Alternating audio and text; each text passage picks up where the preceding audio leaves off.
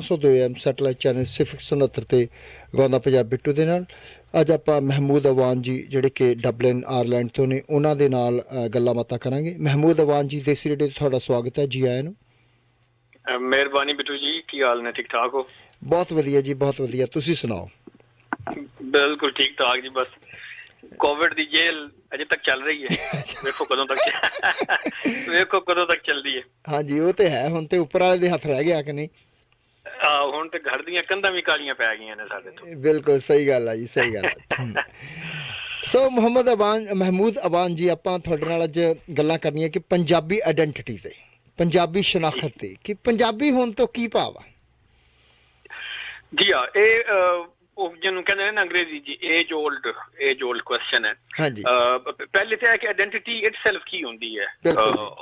ਸ਼ਨਾਖਤ ਜਿਹੜੀ ਹੈ ਉਹ ਬੇਸਿਕਲੀ ਸੈਂਸ ਆਫ ਬਿਲੋਂਗਿੰਗ ਹੈ, ਕਿ ਤੁਸੀਂ ਐਜ਼ ਐਨ ਇੰਡੀਵਿਜੂਅਲ, ਇੱਕ ਇਕੱਲੇ ਬੰਦੇ ਦੇ ਤੌਰ ਤੇ, ਔਰ as a community, as a group of people, ਤੁਸੀਂ ਆਪਣੇ ਆਪ ਨੂੰ ਕਿਸ ਦੇ ਨਾਲ, ਕਿਸ ਸ਼ੈ ਨਾਲ ਐਸੋਸੀਏਟ ਕਰਦੇ ਹੋ। ਤੁਹਾਡਾ ਸੈਂਸ ਆਫ ਬਿਲੋਂਗਿੰਗ ਕੀ ਹੈ। ਬਿਲਕੁਲ।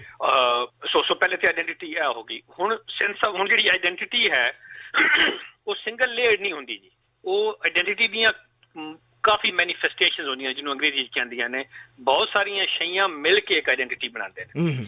ਸੋ ਤੁਹਾਡੀ ਇੱਕ ਰਿਲੀਜੀਅਸ ਆਇਡੈਂਟੀਟੀ ਹੋ ਸਕਦੀ ਹੈ, ਤੁਹਾਡੀ ਇੱਕ ਲਿੰਗੁਅਲ ਆਇਡੈਂਟੀਟੀ ਹੋ ਸਕਦੀ ਹੈ, ਤੁਹਾਡੀ ਇੱਕ ਕਲਚਰਲ ਆਇਡੈਂਟੀਟੀ ਹੋ ਸਕਦੀ ਹੈ। ਸੋ ਪੰਜਾਬੀ ਆਇਡੈਂਟੀਟੀ ਜਦੋਂ ਅਸੀਂ ਗੱਲ ਕਰਦੇ ਹਾਂ ਨਾ ਜੀ, ਤਾਂ ਪੰਜਾਬੀ ਆਇਡੈਂਟੀਟੀ ਇਹ ਗਲੋਬਲਾਈਜੇਸ਼ਨ ਤੇ ਸ਼ੁਰੂ ਹੋਈ ਨਾ ਜੀ, ਹੁਣ ਪਿਛਲੇ 30 35 50 ਸਾਲ ਵਿੱਚ ਆ ਕੇ ਪੰਜਾਬੀ ਆਇਡੈਂਟੀਟੀ ਹਮੇਸ਼ਾ ਤੋਂ ਗਲੋਬਲ ਆਇਡੈਂਟੀਟੀ ਸੀ। ਕਿਉਂਕਿ ਆਇਡੈਂਟੀਟੀ ਦੀਆਂ ਜਿਹੜੀਆਂ ਲੇਅਰਸ, ਜਿਹੜੀਆਂ ਤਹਿਵਾਂ, ਪਰਤਾਂ, ਮੈਨੀਫੈਸਟੇਸ਼ਨਸ ਹੋ ਸਕਦੀਆਂ ਨੇ, ਉਹ ਪੰਜਾਬ ਦੇ ਵਿੱਚ ਹੈ ਸਨ।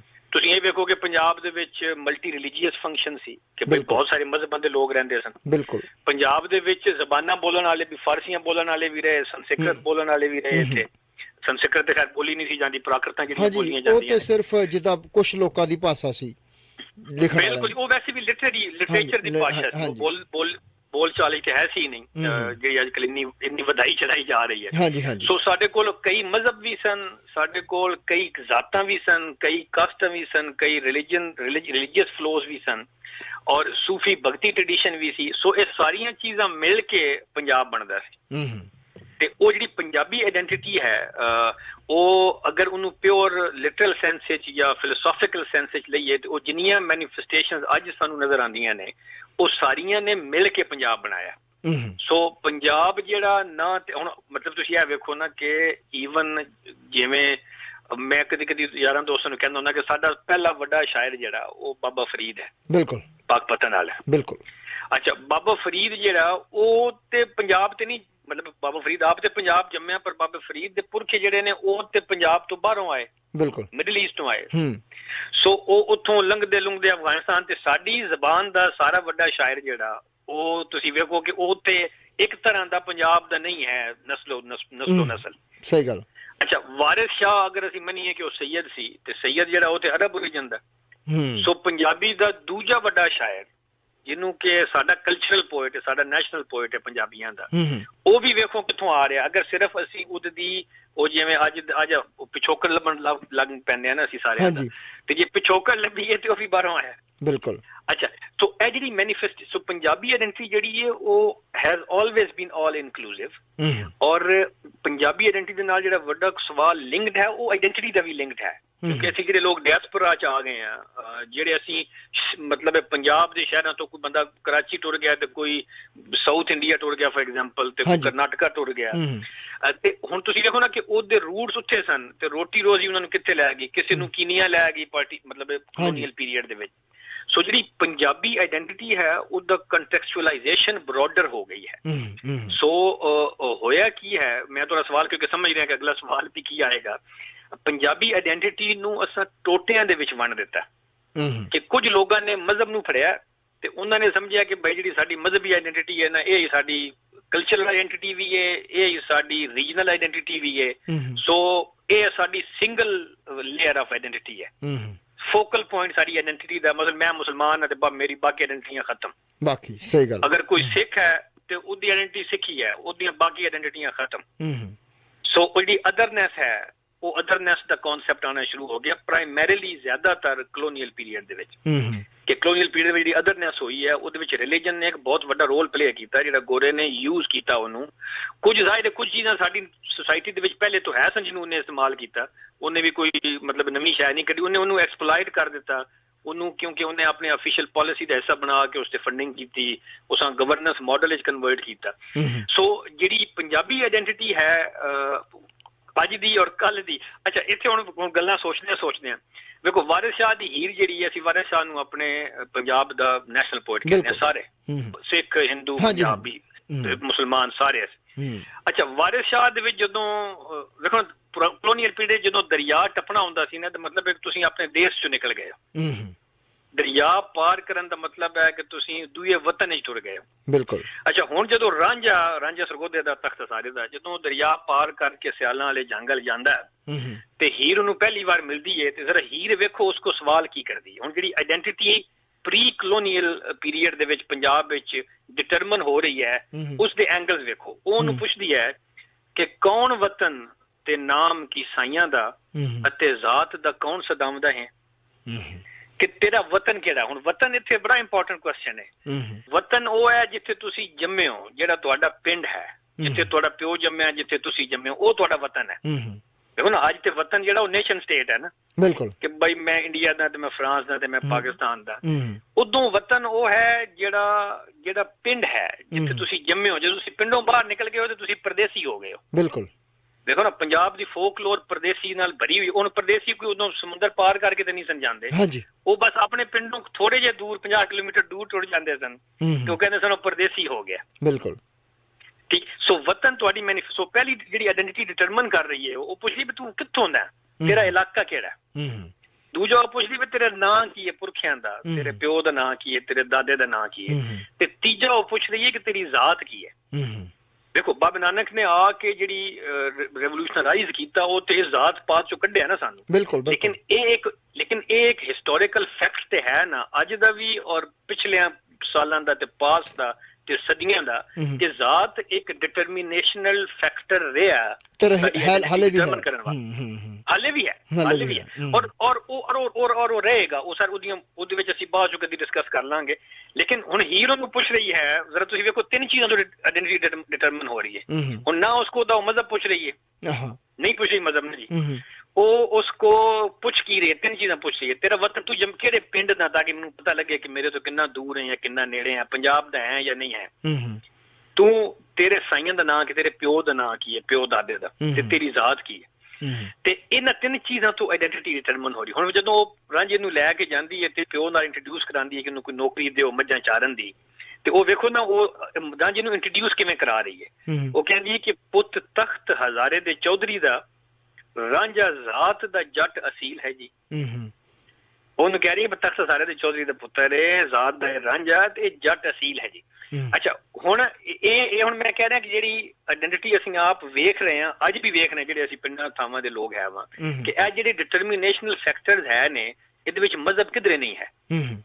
ਇਸੇ ਅਸੀਂ ਡਿਬੇਟ ਕਰ ਸਕਦੇ ਹਾਂ ਕਿ ਜੱਟੀ ਚੰਗੀ ਹੈ ਜਾਂ ਉਹ ਜੱਟੀ ਜ਼ਾਤ ਦੀ ਆਇਡੈਂਟੀਟੀ ਦੀ ਮੈਨੀਫੈਸਟੇਸ਼ਨ ਕਿਉਂ ਹੈ, ਲੇਕਿਨ ਇਹ ਇੱਕ ਰਿਐਲਿਟੀ, ਇੱਕ ਫੈਕਟ ਹੈ ਕਿ ਪੰਜਾਬ ਵਿੱਚ ਉਹ ਰਹੀ ਹੈ, ਅਜੇ ਵੀ ਹੈ।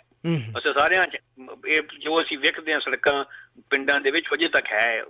ਸੋ ਔਰ ਬਾਬੇ ਨਾਨਕ ਨੇ ਉਸੇ ਵਿੱਚੋਂ ਕੱਢਣ ਦੀ ਸਾਨੂੰ ਕੋਸ਼ਿਸ਼ ਕੀਤੀ ਹੈ, ਜਾਂ ਸਾਡੇ ਸੂਫੀਆਂ ਨੇ, ਭਗਤੀਆਂ ਨੇ ਕੱਢਣ ਦੀ ਇਸ ਸੈਂਸ ਵਿੱਚ ਨਹੀਂ ਕੋਸ਼ਿਸ਼ ਕੀਤੀ ਕਿ ਤੁਸੀਂ ਭੁੱਲ ਜਾਓ ਕਿ ਤੁਸੀਂ ਕੌਣ ਹੋ। ਕੱਢਣ ਦੀ ਇਸ ਸੈਂਸ ਵਿੱਚ ਕੋਸ਼ਿਸ਼ ਕੀਤੀ ਹੈ ਕਿ ਤੁਸੀਂ ਉਹ ਹੁੰਦੇ ਹੋਏ ਆਪਣੇ ਆਪ ਨੂੰ ਸੁਪੀਰੀਅਰ ਨਾ ਸਮਝੋ ਤੇ ਦੂਜੇ ਨੂੰ ਇਨਫੀਰੀਅਰ ਨਾ ਸਮਝੋ। ਜੀ ਨੀਚਾ ਅੰਦਰ ਨੀਚ ਜ਼ਾਤ ਨੀਚੀ ਹੂੰ ਅਤ ਨੀਚ। ਉਹ ਬਾਬਾ ਨਾਨਕ ਜਦੋਂ ਕਹਿ ਰਿਹਾ ਭਾਈ ਤੁਸੀਂ ਭਾਵੇਂ ਹੁੰਦੀ ਰਹੇ ਤੁਹਾਡੀ ਕੋਈ ਆਇਡੈਂਟੀਟੀ, ਉਹ ਤੇ ਹੋਣੀ ਹੀ ਹੋਣੀ ਹੈ, ਪਰ ਉਹਦੀ ਵਜ੍ਹਾ ਤੋਂ ਡਿਫਰੈਂਸ਼ੀਏਟ ਨਹੀਂ ਕਰਨਾ, ਉੱਚਾ ਨੀਵਾਂ ਨਹੀਂ ਸਮਝਣਾ ਹੈ ਆਪਣੇ ਨੂੰ ਕਿ ਤੁਸੀਂ ਜੱਟ ਹੋ ਗਏ ਤੁਸੀਂ ਉੱਚੇ ਹੋ ਗਏ। ਲੇਕਿਨ ਡਿਟਰਮੀਨੇਸ਼ਨਲ ਫੈਕਟਰ ਜਿਹੜੇ ਨੇ ਆਇਡੈਂਟੀਟੀ ਦੇ, ਉਹ ਤੁਹਾਡੇ ਸਵਾਲ ਨੂੰ ਲੰਬਾ ਮੈਂ ਕਰ ਗਿਆ, ਉਹ ਇਹ ਨੇ ਕਿ ਉਹਦੇ ਵਿੱਚ ਮਜ਼ਹਬ ਕਿਧਰੇ ਵੀ ਨਹੀਂ ਸੀ। ਉਸੇ ਤੁਹਾਡਾ ਦੇਸ਼ ਸਮਝਿਆ ਜਾਂਦਾ ਸੀ ਕਿ ਭਾਈ ਕਿੱਥੋਂ ਦਾ। ਉਹ ਜਦੋਂ ਵਰਲਡ ਵਾਰ 1 ਚ ਰਿਕਰੂਟਮੈਂਟ ਕਰਕੇ ਜਾਂਦੇ ਸਨ ਫੌਜੀ, ਤੇ ਉਹ ਜਿੱਥੇ ਵੀ ਜਾਂਦਾ ਸੀ ਨਾ, ਜਿਹੜਾ ਬੰਦਾ ਉਹ ਪਹਿਲੇ ਪੁੱਛਦਾ ਸੀ ਯਾਰ ਮੇਰੇ ਪਿੰਡ ਦਾ ਕੋਈ ਬੰਦਾ ਹੈ ਇੱਥੇ ਕਿ ਨਹੀਂ। ਫਿਰ ਪੁੱਛਦਾ ਸੀ ਕਿ ਭਾਈ ਮੇਰੇ ਜ਼ਿਲ੍ਹੇ ਦਾ ਜਾਂ ਮੇਰੀ ਤਹਿਸੀਲ ਦਾ ਕੋਈ ਬੰਦਾ, ਮੇਰੇ ਤੋਂ ਨੇੜੇ ਵਾਲਾ ਕਿਹੜਾ। ਉਹ ਇਹ ਨਹੀਂ ਸੀ ਪੁੱਛਦਾ ਕਿ ਭਾਈ ਜੇ ਅਗਰ ਉਹ ਕੋਈ ਸਿੱਖ ਵੀ ਸੀ ਤੇ ਉਹਦੇ ਆਪਣੇ ਪਿੰਡ ਦਾ ਸੀ ਤੇ ਉਹਨੂੰ ਪਿਆਰਾ ਸੀ ਉਹਦੇ ਨਾਲੋਂ ਜਿਹੜਾ ਕੋਈ ਮੁਸਲਮਾਨ ਸੀ ਤੇ ਯੂਪੀ ਦਾ ਸੀ। ਸੋ ਜਿਹੜੀ ਪੰਜਾਬੀ ਆਇਡੈਂਟੀਟੀ ਹੈ ਜਾਂ ਕੋਈ ਵੀ ਆਇਡੈਂਟੀਟੀ ਹੈ, ਉਹਦੀਆਂ ਇਹ ਮੈਨੀਫੈਸਟੇਸ਼ਨਸ ਨੇ, ਔਰ ਉਹਦੇ ਵਿੱਚ ਜ਼ਬਾਨ ਦਾ ਇੱਕ ਬਹੁਤ ਵੱਡਾ ਰੋਲ ਹੈ। ਸੋ ਪੰਜਾਬੀ ਆਇਡੈਂਟੀਟੀ ਮੇਰੇ ਵਾਸਤੇ ਉਹ ਮਲਟੀ ਲੇਅਰਡ ਹੈ। ਉਹਦੇ ਵਿੱਚ ਤੁਹਾਡੀ ਕੋਈ ਵੀ ਹੋ ਸਕਦੀ, ਮਜ਼ਹਬ ਕੋਈ ਵੀ ਹੋ ਸਕਦਾ, ਤੁਹਾਡਾ ਇਲਾਕਾ ਪੰਜਾਬ ਦੇ ਵਿੱਚ ਕੋਈ ਵੀ ਹੋ ਸਕਦਾ, ਤੁਹਾਡੀ ਜ਼ਾਤ ਕੋਈ ਵੀ ਹੋ ਸਕਦੀ ਹੈ, ਲੇਕਿਨ ਜਿਹੜੀ ਤੁਹਾਨੂੰ ਜੋੜਦੀ ਹੈ ਉਹ ਹੈ ਇਨਕਲੂਸਿਵਿਟੀ ਹੈ। ਇਹ ਸਾਰੀਆਂ ਆਈਡੈਂਟੀਟੀ ਦੀਆਂ ਲੇਅਰਸ ਜਿਹੜੀਆਂ ਨੇ ਉਹ ਬਣਾਉਂਦੀਆਂ ਨੇ, ਔਰ ਉਹਦਾ ਜਿਹੜਾ ਇਜ਼ਹਾਰ ਹੈ, ਉਹਦਾ ਜਿਹੜਾ ਰਵੱਈਆਂ ਤੋਂ ਨਜ਼ਰ ਆਉਂਦਾ, ਉਹ ਤੁਹਾਡੀ ਜ਼ਬਾਨ ਜੋੜਦੀ ਹੈ ਤੁਹਾਨੂੰ ਉਸ ਆਈਡੈਂਟੀਟੀ ਦੇ ਨਾਲ। ਸੋ ਜ਼ਬਾਨ ਇੱਕ ਬਹੁਤ ਵੱਡੀ ਬੈਨੀਫਿਟ ਜੀ। ਮਹਿਮੂਦ ਅਵਾਨ ਜੀ, ਜਿੱਦਾਂ ਅਸੀਂ ਦੇਖੇ ਕਿ ਪੰਜਾਬ ਦੇ ਵਿੱਚ ਵਰਸਟੈਲਿਟੀ ਬਹੁਤ ਹੈ, ਬਹੁਤ ਜ਼ਿਆਦਾ, ਜਿੱਦਾਂ ਡਿਫਰੈਂਟ ਤਰ੍ਹਾਂ ਦੇ ਡਾਇਲੈਕਟਸ ਨੇ ਪੰਜਾਬੀ 'ਚ, ਔਰ ਵੈਸੇ ਵੀ ਕਹਿੰਦੇ ਨੇ ਕਿ ਹਰ 12 ਕੋਹ 'ਤੇ ਬੋਲੀ ਬਦਲ ਜਾਂਦੀ ਹੈ। ਜਿੱਦਾਂ ਤੁਸੀਂ ਪਹਿਲਾਂ ਕਿਹਾ ਕਿ ਹਰ ਤਰ੍ਹਾਂ ਦੇ ਮਜ਼ਹਬ, ਜਾਤ, ਧਰਮ, ਜਿਹੜੇ ਜਿਓਗ੍ਰਾਫੀਕਲ ਵਖਰੇਵੇਂ, ਇਹ ਜਿਹੜੀਆਂ ਚੀਜ਼ਾਂ ਇੰਨੀਆਂ ਡਿਫਰੈਂਟ ਚੀਜ਼ਾਂ ਹੋਣ ਦੇ ਬਾਵਜੂਦ ਜਦੋਂ ਅਸੀਂ ਕਹਿੰਦੇ ਕਿ ਹਰ 12 ਕੋਹ 'ਤੇ ਬੋਲੀ ਬਦਲ ਜਾਂਦੀ, ਸੋ ਉਹ ਮਤਲਬ ਕਿ ਇੱਕ ਤਰ੍ਹਾਂ ਦੀ ਇੰਕਰੀਮੈਂਟਲ ਆ, ਉਹ ਬਦਲੀ ਜਾ ਰਹੀ ਹੈ, ਹਰ 12 ਕੋਹ 'ਤੇ ਬਦਲੀ ਜਾ ਰਹੀ। ਸੋ ਅਸੀਂ ਇਹਨੂੰ ਮਾਰਕ ਕਿੱਦਾਂ ਕਰਦੇ ਹਾਂ, ਕਿ ਡੀਮਾਰਕੇਸ਼ਨ ਕਿੱਦਾਂ ਕਰਦੇ, ਕਿ ਕਿਸ ਤਰ੍ਹਾਂ ਅਸੀਂ ਕੋਲੈਕਟਿਵ ਆਇਡੈਂਟੀਟੀ ਨੂੰ ਕਿਸ ਤਰ੍ਹਾਂ ਡਿਫਾਈਨ ਕਰਦੇ ਹਾਂ ਕਿ ਇੱਥੇ ਤੱਕ ਪੰਜਾਬ ਆ ਸਾਡਾ ਪੰਜਾਬ ਆ, ਜਾਂ ਆ ਅਸੀਂ ਪੰਜਾਬੀ ਹਾਂ, ਉਹ ਕਿੱਦਾਂ ਆਇਡੈਂਟੀਫਾਈ ਕਰਦੇ ਹਾਂ? ਜੀ ਹਾਂ, ਇਹ ਬੜਾ ਇੰਪੋਰਟੈਂਟ ਕੁਐਸਚਨ ਹੈ। ਉਹ ਅਮਰਜੀਤ ਚੰਦਨ ਦੀ ਇੱਕ ਲਾਈਨ ਹੈ ਕਿ ਪੰਜਾਬ ਮੇਰਾ ਤਾਂ ਦੁਨੀਆ ਜਿੱਡਾ, ਪੰਜਾਬ ਮੇਰਾ ਅਨਹਦ ਹੈ। ਬਿਲਕੁਲ। ਤੇ ਉਹ ਕਹਿੰਦਾ ਵਾ ਪੰਜਾਬ ਅਨਹਦ ਹੈ। ਹੁਣ ਜਿਹੜਾ ਵੇਖੋ ਪੰਜਾਬ ਜਿਹੜੀ ਇਹ ਇੰਪੋਰਟੈਂਟ ਸਵਾਲ ਹੈ, ਔਰ ਉਹਦਾ ਜਵਾਬ ਵੀ ਬੜਾ ਇੰਟਰਸਟਿੰਗ ਹੈ ਕਿ ਜਿਹੜੀ ਤੁਹਾਡੀ ਜਿਓਗ੍ਰਾਫੀਕਲ ਬਾਉਂਡਰੀ ਹੈ ਨਾ ਮੁਰਸ਼ਦ, ਉਹ ਬਦਲਦੀ ਰਹਿੰਦੀ ਹੈ। ਵੇਖੋ ਨਾ, ਪਹਿਲੇ ਰਣਜੀਤ ਸਿੰਘ ਦੇ ਦੌਰ ਦਾ ਪੰਜਾਬ ਕੁਝ ਹੋਰ ਸੀ, ਬਿਲਕੁਲ। ਉਸ ਤੋਂ ਪਹਿਲੇ ਮੁਗਲਾਂ ਦੇ ਦੌਰ ਦਾ ਪੰਜਾਬ ਜਿਓਗ੍ਰਾਫਿਕਲੀ ਕੁਝ ਹੋਰ ਸੀ। ਪਾਰਟੀਸ਼ਨ ਹੋ ਗਈ ਤੇ ਉਹ ਈਸਟ ਪੰਜਾਬ ਬਣ ਗਿਆ, ਵੈਸਟ ਹੋ ਗਿਆ, ਫਿਰ ਈਸਟ ਪੰਜਾਬ ਕੋ ਡੀਮਾਰਕੇਟ ਹੋ ਗਿਆ ਤੇ 3 ਹਿੱਸੇ ਹੋ ਗਏ। ਬਿਲਕੁਲ। ਸੋ ਜਿਹੜੀ ਜਿਓਗ੍ਰਾਫਿਕਲ ਆਈਡੈਂਟੀਟੀਜ਼ ਨੇ ਉਹ ਸਬਲਾਈਮ ਨੇ, ਉਹ ਬਦਲਦੀਆਂ ਰਹਿੰਦੀਆਂ ਨੇ। ਜਿਹੜਾ ਪੋਲੀਟੀਕਲ ਆਰਡਰ ਹੁੰਦਾ ਉਸ ਟਾਈਮ ਦਾ, ਉਹ ਜਿਓਗ੍ਰਾਫਿਕਲ ਆਈਡੈਂਟੀਟੀ ਨੂੰ ਬਦਲਦਾ। ਤੁਹਾਡੀ ਜਿਹੜੀ ਕਲਚਰਲ ਆਈਡੈਂਟੀਟੀ ਹੈ, ਉਹ ਤੁਹਾਡੀ ਆਈਡੈਂਟੀਟੀ ਹੈ ਜਿਹੜੀ ਕਿ ਫਲੋ ਕਰਦੀ ਹੈ, ਜਿਹੜੀ ਵੱਧਦੀ ਹੈ।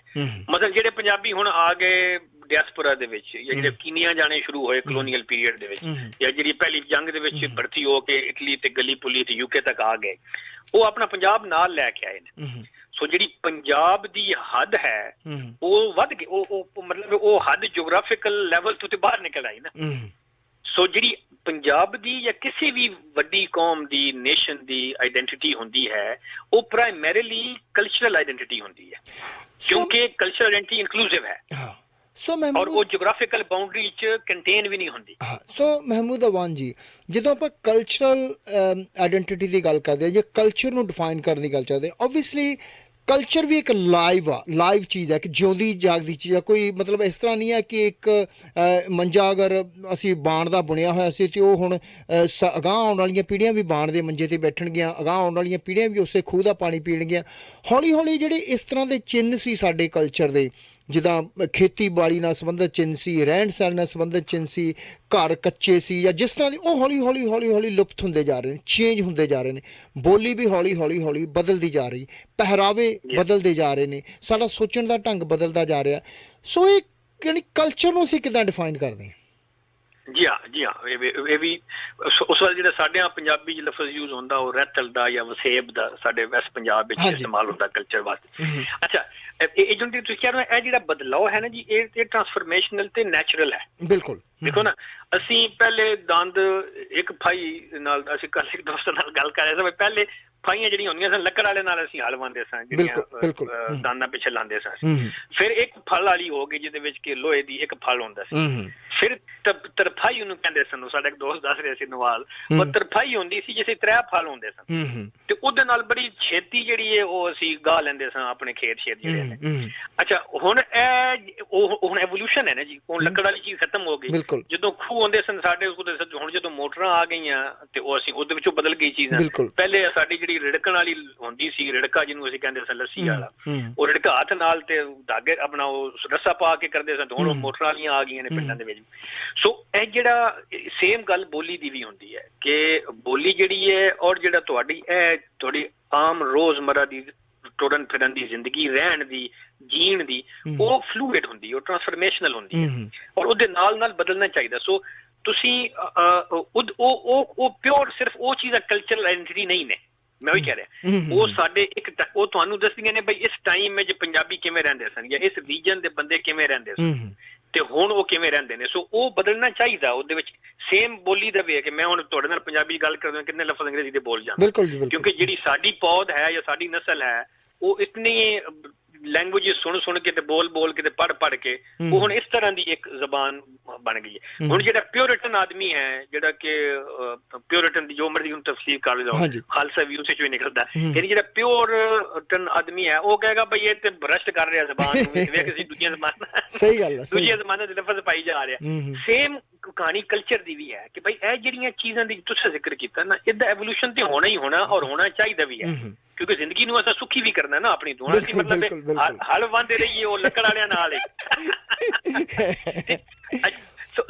ਸੋ ਉਹ ਐਵੋਲੂਸ਼ਨ ਹੈ, ਉਹ ਸਾਡੇ ਐਵੋਲੂਸ਼ਨ ਦਾ ਪਾਰਟ ਹੈ। ਜਿਹੜੀ ਚੀਜ਼ ਸਾਨੂੰ ਭੁੱਲਣੀ ਨਹੀਂ ਚਾਹੀਦੀ, ਮੈਂ ਇਸੇ ਤੋਂ ਜਿਹੜਾ ਆ ਰਿਹਾ ਜ਼ਬਾਨ ਦੇ ਬਾਰੇ ਚ, ਲਿਟਰੇਚਰ ਦੇ ਬਾਰੇ ਚ, ਜਿਹੜੀ ਸ਼ਾਇਦ ਸਾਨੂੰ ਭੁੱਲਣੀ ਨਹੀਂ ਚਾਹੀਦੀ, ਉਹ ਭੁੱਲਣੀ ਨਹੀਂ ਚਾਹੀਦੀ ਕਿ ਜਿਹੜੀ ਸਾਡਾ ਸਮਾਜ ਸੀ ਜਾਂ ਰਕਲ ਸੀ ਜਾਂ ਵਸੇਬ ਸੀ, ਉਹਦੀਆਂ ਜਿਹੜੀਆਂ ਚੀਜ਼ਾਂ ਖਤਮ ਨਹੀਂ ਹੋਣ ਵਾਲੀਆਂ ਨੇ, ਉਹ ਸਾਡਾ ਕਲਚਰ ਡਿਟਰਮਨ ਕਰਦੀਆਂ ਨੇ। ਦੇਖੋ ਨਾ, ਹੁਣ ਲੱਸੀ ਅਸੀਂ ਰੜਕ ਰਹੇ ਹਾਂ ਜਾਂ ਨਹੀਂ ਰੜਕ ਰਹੇ, ਹੁਣ ਲੱਸੀ ਹੈਲਦੀ ਹੈ ਜਾਂ ਨਹੀਂ ਹੈ, ਚਾਹ ਤੇ ਹੈ ਸੀ ਕੋਈ ਨਹੀਂ, ਸਾਡੇ ਕੋਲ ਪੰਜਾਬ ਵਿੱਚ ਬਿਮਾਰਾਂ ਵਾਸਤੇ ਬਣਾਉਂਦੇ ਹੁੰਦੇ ਸਨ।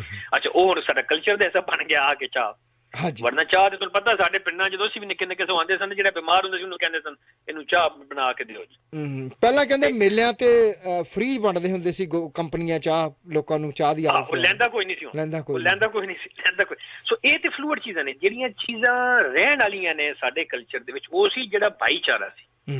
ਦੇਖੋ ਨਾ, ਜਿਹੜਾ ਵੰਗਾਰ ਦਾ ਕਨਸੈਪਟ ਸੀ, ਬਿਲਕੁਲ, ਜਿਹੜਾ ਅਜੇ ਵੀ ਸਾਡੇ ਪਿੰਡਾਂ 'ਚ ਹੈ ਕਿ ਜੀ ਪਿੰਡ ਦੇ ਵਿੱਚ ਅਗਰ ਕੋਈ ਮਰ ਗਿਆ ਤੇ ਉਹ ਸਾਰੀ ਬਰਾਦਰੀ ਜਿਹੜੀ ਤੁਹਾਡੀ ਇਕੱਠੀ ਹੋ ਜਾਂਦੀ ਹੈ ਮੌਤ ਦੇ ਉੱਤੇ, ਔਰ ਉਹ ਹਰ ਫੰਕਸ਼ਨ ਸੰਭਾਲ ਲੈਂਦੀ ਹੈ ਕਿ ਯਾਰ ਇਹ ਇਸ ਮਰਗ ਦੇ ਵਿੱਚ ਅਸਾਂ ਕਿੱਥੇ ਕਿੱਥੇ ਹੈਲਪ ਕਰ ਸਕਦੇ ਹਾਂ। ਕੋਈ ਦੁੱਧ ਲੈ ਕੇ ਆ ਜਾਂਦਾ, ਕੋਈ ਆਪਣੀਆਂ ਕੁਰਸੀਆਂ ਲੈ ਆਉਂਦਾ, ਕੋਈ ਮੰਜੀਆਂ ਲੈ ਆਉਂਦਾ, ਕੋਈ ਰਜ਼ਾਈਆਂ ਲੈ ਆਉਂਦਾ। ਸੋ ਉਹ ਜਿਹੜੀ ਸਾਡੀ ਸਾਂਝੇਦਾਰੀ ਦੀ, ਸਾਡੀ ਸਾਂਝ ਸੀ ਸੋਸਾਇਟੀ ਦੀ, ਉਹ ਬੇਸਿਕਲੀ ਸਾਡੀ ਕਲਚਰਲ ਆਇਡੈਂਟੀਟੀ ਉਹਦੇ ਵਿੱਚੋਂ ਨਿਕਲਦੀ ਸੀ। ਇੱਕ ਮਿੰਟ ਮੈਂ ਤੁਹਾਨੂੰ ਹੋ ਗਿਆ, ਕਿਉਂਕਿ ਅੱਜ ਕੱਲ ਜਿਹੜੀ ਤੁਸੀਂ ਆਹ ਗੱਲ ਕੀਤੀ ਹੈ ਕਿ ਸਾਂਝ ਜਿਹੜੀ ਸੀ, ਚਲੋ ਤੁਸੀਂ ਅਫਸੋਸ ਦੀ ਗੱਲ ਕੀਤੀ, ਲੇਕਿਨ ਜਦੋਂ ਆਪਾਂ ਵਿਆਹ ਕਰਦੇ ਸੀ, ਵਿਆਹ ਤੇ ਵੀ ਇਸੇ ਤਰ੍ਹਾਂ ਦੀ ਸਾਂਝ ਹੁੰਦੀ ਸੀ। ਪਰ ਹੁਣ ਤੇ ਵਿਆਹ ਪੈਲਸਾਂ 'ਚ ਹੋਣ ਲੱਗ ਗਏ, ਉਹ ਲੋਕੀ ਪੈਸੇ ਉੱਕੇ ਪੁੱਕੇ ਦੇ ਦਿੰਦੇ ਨੇ, ਵੇਟਰ ਸਰਵ ਕਰਦੇ ਨੇ, ਨਾ ਕੋਈ ਉਹ ਵਿਆਹ 'ਚ ਆਏ ਗੈਸਟ ਵੀ ਇੱਕ ਦੂਜੇ ਨੂੰ ਪਹਿਚਾਣਦੇ ਨਹੀਂ, ਇਹ ਵੀ ਨਹੀਂ ਪਤਾ ਲੱਗਦਾ ਕੁੜੀ ਵੱਲੋਂ ਕਿਹੜਾ ਤੇ ਮੁੰਡੇ ਵੱਲੋਂ ਕਿਹੜਾ, ਤੇ ਇਹ ਫਿਰ ਇਹ ਵੀ ਏਦਾਂ ਮਤਲਬ ਫਲੂਇਡ ਹੋ ਗਈ ਚੀਜ਼ ਜੀ। ਵੇਖੋ ਨਾ, ਇਹ ਹੁਣ ਕਿਉਂ ਹੋਈ ਹੈ, ਉਹ ਗੱਲ ਵੇਖੋ ਇਵੋਲਵ ਤੇ ਹੋਈ ਹੈ। ਇਹ ਕਿਉਂ ਹੋਈ ਹੈ? ਕਿਉਂਕਿ ਜਿਹੜੀ ਇੱਕ ਪੋਲੀਟੀਕਲ ਇਕੋਨਮੀ ਹੈ ਜਾਂ ਬਿਜ਼ਨਸ ਇਕੋਨਮੀ ਹੈ ਜਾਂ ਜਿਹੜਾ ਮਾਡਲ ਹੈ ਅਰਬਨ ਮਾਡਲ, ਉਹ ਆ ਗਿਆ ਨਾ ਜੀ ਸਾਡੇ ਕੋਲ, ਬਿਲਕੁਲ, ਕਿ ਮਤਲਬ ਸੌਖਾ ਹੋ ਗਿਆ ਨਾ। ਪਹਿਲੇ ਤੁਹਾਨੂੰ ਯਾਦ ਹੈ ਕਿ ਸਾਡੀਆਂ 7-7 8-8 ਸੇਪਾਂ ਹੁੰਦੀਆਂ ਸਨ, ਉਹ ਹਰ ਸੇਪੀ ਨੂੰ ਅਸਾਂ ਲਾਗ ਦੇਣਾ ਹੁੰਦਾ ਸੀ, ਬਿਲਕੁਲ ਬਿਲਕੁਲ, ਔਰ ਵਿਆਹਾਂ ਤੇ ਵੀ। ਔਰ ਉਹ ਕੰਮ ਕਿੰਨਾ ਕਿਉਂਕਿ ਮੈਂ ਤੇ ਅਸਾਂ ਆਪ ਆਪਣੀ ਸ਼ਾਦੀਆਂ ਪਿੰਡਾਂ 'ਚ ਕੀਤੀਆਂ ਨੇ, ਤੇ ਉਹ ਕਿੰਨਾ ਲੰਮਾ ਕੰਮ ਹੋ ਜਾਂਦਾ ਸੀ ਉਹਦੇ ਵਿੱਚ, ਬਿਲਕੁਲ, ਕਿ ਉਹ ਜਿਹਨੇ ਸੋ ਜਿਹੜੀ ਸਪੀਡ ਆਫ ਲਾਈਫ ਹੈ, ਜਿਹੜਾ ਸੌਖ ਹੈ ਕਿ ਬਾਈ ਨਾ ਤੁਸੀਂ ਗੋਸ਼ਤ ਆਪ ਲੈ ਕੇ ਆਉਣਾ, ਨਾ ਤੁਸੀਂ ਮਤਲਬ ਚਨੇ ਤੇ ਛੋਲੇ ਤੇ ਆਪਣਾ ਚੌਲ ਆਪ ਲੈ ਕੇ ਆਉਣੇ ਨੇ, ਨਾ ਮਿੱਠਾ ਆਪ ਬਣਾਉਣਾ, ਹਰ ਬਣੀ ਬਣਾਈ ਉੱਥੇ ਲੱਭ ਜਾਂਦੀ ਹੈ, ਨਾ ਬਾਅਦ ਚੋਂ ਗੰਦ ਸਾਫ਼ ਕਰਨਾ, ਤੇ ਜੇ ਬਚ ਜਾਏ ਤੇ ਉਹਦਾ ਕੀ ਕਰਨਾ। ਉਹ ਵੀ ਸੋ ਉਹ ਤੇ ਸੁਖਾਈ ਦੀ ਵਜ੍ਹਾ ਤੋਂ ਅਸੀਂ ਇਨਵੋਲਵ ਹੋ ਗਏ ਨਾ ਜੀ ਉਹਦੇ ਵਿੱਚੋਂ। ਲੇਕਿਨ ਉਹਦੇ ਵਿੱਚ ਜਿਹੜੀ ਆ ਤੁਸੀਂ ਗੱਲ ਕਰ ਰਹੇ ਹੋ, ਉਹ ਜ਼ਿਆਦਾ ਤਕਲੀਫ ਦੇ ਹੈ ਨਾ, ਜਿਹੜੀ ਕਿ ਅਰਬਨ ਸੈਂਟਰ ਦੇ ਅੱਗੇ ਪਹਿਲੇ ਤੋਂ ਹਮੇਸ਼ਾ ਤੋਂ ਵੀ ਹੈ ਸੀ, ਕਿ ਜਿਹੜਾ ਡਿਸਕਨੈਕਟ ਹੈ ਬੰਦੇ ਤੋਂ ਬੰਦੇ ਦਾ, ਉਹ ਬਹੁਤ ਜ਼ਿਆਦਾ ਹੋ ਗਿਆ। ਮਤਲਬ ਮੈਂ ਇਹਨੂੰ ਹੁਣ ਜੋੜਦਾ ਇੱਕ ਹੋਰ ਗੱਲ ਨਾਲ ਕਿ ਇਹ डिस्कनेक्ट कितना खतरनाक है। कुलवंत सिंह विरक ਦੀ ਇੱਕ ਕਹਾਣੀ ਹੈ ਔਰ ਉਹ ਬੜੀ ਕਮਾਲ ਕਹਾਣੀ ਹੈ ਪਾਰਟੀਸ਼ਨ ਦੇ ਉੱਤੇ। ਉਹਦਾ ਟਾਈਟਲ ਹੈ ਮੈਨੂੰ ਜਾਣਦਾ। ਉਹਦੇ ਵਿੱਚ ਨਾ ਇੱਕ ਬੰਦਾ ਪਾਰਟੀਸ਼ਨ ਤੋਂ ਬਾਅਦ ਵੰਡ ਤੋਂ ਬਾਅਦ ਇਧਰ ਆਂਦਾ ਈਸਟ ਪੰਜਾਬ ਵੱਲ। ਕੁਲਵੰਤ ਸਿੰਘ ਵਿਰਕ ਆਪ ਨੂੰ ਪਤਾ ਸ਼ੇਖੂਪੁਰੇ ਦਾ ਸੀ, ਉੱਥੋਂ ਇਧਰ ਆ ਗਿਆ, ਦਿੱਲੀ ਆ ਕੇ ਵਸਿਆ ਉਹ। ਤੇ ਉੱਥੇ ਇੱਕ ਬੰਦਾ ਲੱਭਦਾ, ਉਹ 2-4-5 ਦਿਨ ਲੱਭਦਾ, ਉਹਦੇ ਘਰ ਵੀ ਆਂਦਾ ਤੇ ਉਹ ਬੜੇ ਗੰਦੇ ਉਹਨੇ ਕੱਪੜੇ ਪਾਏ ਨੇ, ਸਿਰ ਦੇ ਉੱਤੇ ਉਹਨੇ ਮਿੱਟੀ ਘੱਟਾ ਉਹਦਾ ਪਿਆ ਆ ਔਰ ਬੜੇ ਬੁਰੀ ਹਾਲਤ ਵਿੱਚ ਹੈ। ਇੱਕ ਦਿਨ ਉਹ ਬੰਦਾ ਐਵੇਂ ਉਹਦੇ ਕੋਲ ਖਲੋਤਾ ਹੁੰਦਾ ਜਾਂ ਉਹਦੇ ਘਰ ਆਂਦਾ ਕੋਈ ਸ਼ੈ ਲੈ ਕੇ, ਤੇ ਉਹ ਉਹਨੂੰ ਬੰਦਾ ਜਿਹੜਾ ਨਾ ਉਹਨੂੰ ਪੁੱਛਦਾ ਕਿ ਮੈਂ ਤੈਨੂੰ ਕਿਧਰੇ ਵੇਖਿਆ। ਉਹ ਹੁਣ ਦੂਜਾ ਬੰਦੇ ਨੂੰ ਪ੍ਰੋਟੈਗੋਨਿਸਟ ਮੇਨ ਨੂੰ ਕਹਿ ਰਿਹਾ, ਤੇ ਉਹ ਜਿਹੜਾ ਸਾਡਾ ਮੇਨ ਕਰੈਕਟਰ ਹੈ ਉਹ ਉਹਨੂੰ ਝੂਠ ਮੂਠ ਕਹਿੰਦਾ ਕਿ ਆਹੋ ਯਾਰ ਮੈਂ ਤੈਨੂੰ ਮਿਲਿਆ ਕਿਧਰੇ, ਕਿਉਂਕਿ ਤੰਗ ਆ ਜਾਂਦਾ ਕਿ ਜਦੋਂ ਉਹ ਮਿਲਦਾ ਤੇ ਉਹਨੂੰ ਗੂੜੀ ਪਾਈ ਜਾਂਦਾ ਕਿ ਕੀ ਹੋ ਰਿਹਾ। ਉਹ ਕਹਿੰਦਾ ਮੈਂ ਤੈਨੂੰ ਮਿਲਿਆ ਕਿਧਰੇ। ਉਹ ਕਹਿੰਦਾ ਬਿਲਕੁਲ ਸਾਂਗਲੇ ਹਿੱਲ। ਉਹ ਦੂਜਾ ਜਿਹੜਾ ਬੰਦਾ ਜਿਹੜਾ ਸਾਂਗਲੇ ਦਾ ਸੀ ਪਾਰਟੀਸ਼ਨ ਤੋਂ ਬਾਅਦ ਸਾਂਗਲੇ ਤੋਂ ਇੱਥੇ ਆ ਗਿਆ ਦਿੱਲੀ ਚ, ਉਹ ਕਹਿੰਦਾ ਬਿਲਕੁਲ ਸਾਂਗਲੇ ਮਿਲੇ ਹੋਣੇ ਆ ਅਸੀਂ, ਤੇ ਮੈਨੂੰ ਵੀ ਯਾਦ ਆ ਗਿਆ ਮੈਂ ਤੈਨੂੰ ਮਿਲਿਆ। ਅੱਛਾ 2 ਦਿਨ ਬਾਅਦ ਨਾ ਜੀ ਉਹ ਫਿਰ ਐਡਰੈਸ ਉਹਦਾ ਲੈਂਦਾ। 2 ਦਿਨ ਬਾਅਦ ਉਹ ਬੰਦਾ ਉਹਦੇ ਘਰ ਦੀ ਬੈਲ ਦਿੰਦਾ, ਤੇ ਜਦੋਂ ਉਹ ਵੇਖਦਾ ਤੇ ਉਹਨੇ ਇੱਕ ਸਾਈਕਲ ਰਕਸ਼ਾ ਜਿਹਾ ਲਿਆ, ਅਗਰ ਮੈਨੂੰ ਯਾਦ ਐਗਜ਼ੈਕਟਲੀ, ਤੇ ਪਰ ਉਹਨੇ ਬੜੇ ਚਿੱਟੇ ਸੋਹਣੇ ਕੱਪੜੇ ਪਾਏ ਨੇ, ਨਾਤਾ ਧੋਤਾ, ਤੇਲ ਲਾ ਕੇ ਕੰਘੀ ਕਰਕੇ ਨਾ, ਤੇ ਉਹ ਖਲੋਤਾ ਤੇ ਕਹਿੰਦਾ ਬਈ ਮੈਂ ਉਹਨੂੰ ਵੇਖ ਕੇ ਹੈਰਾਨ ਰਹਿ ਗਿਆ।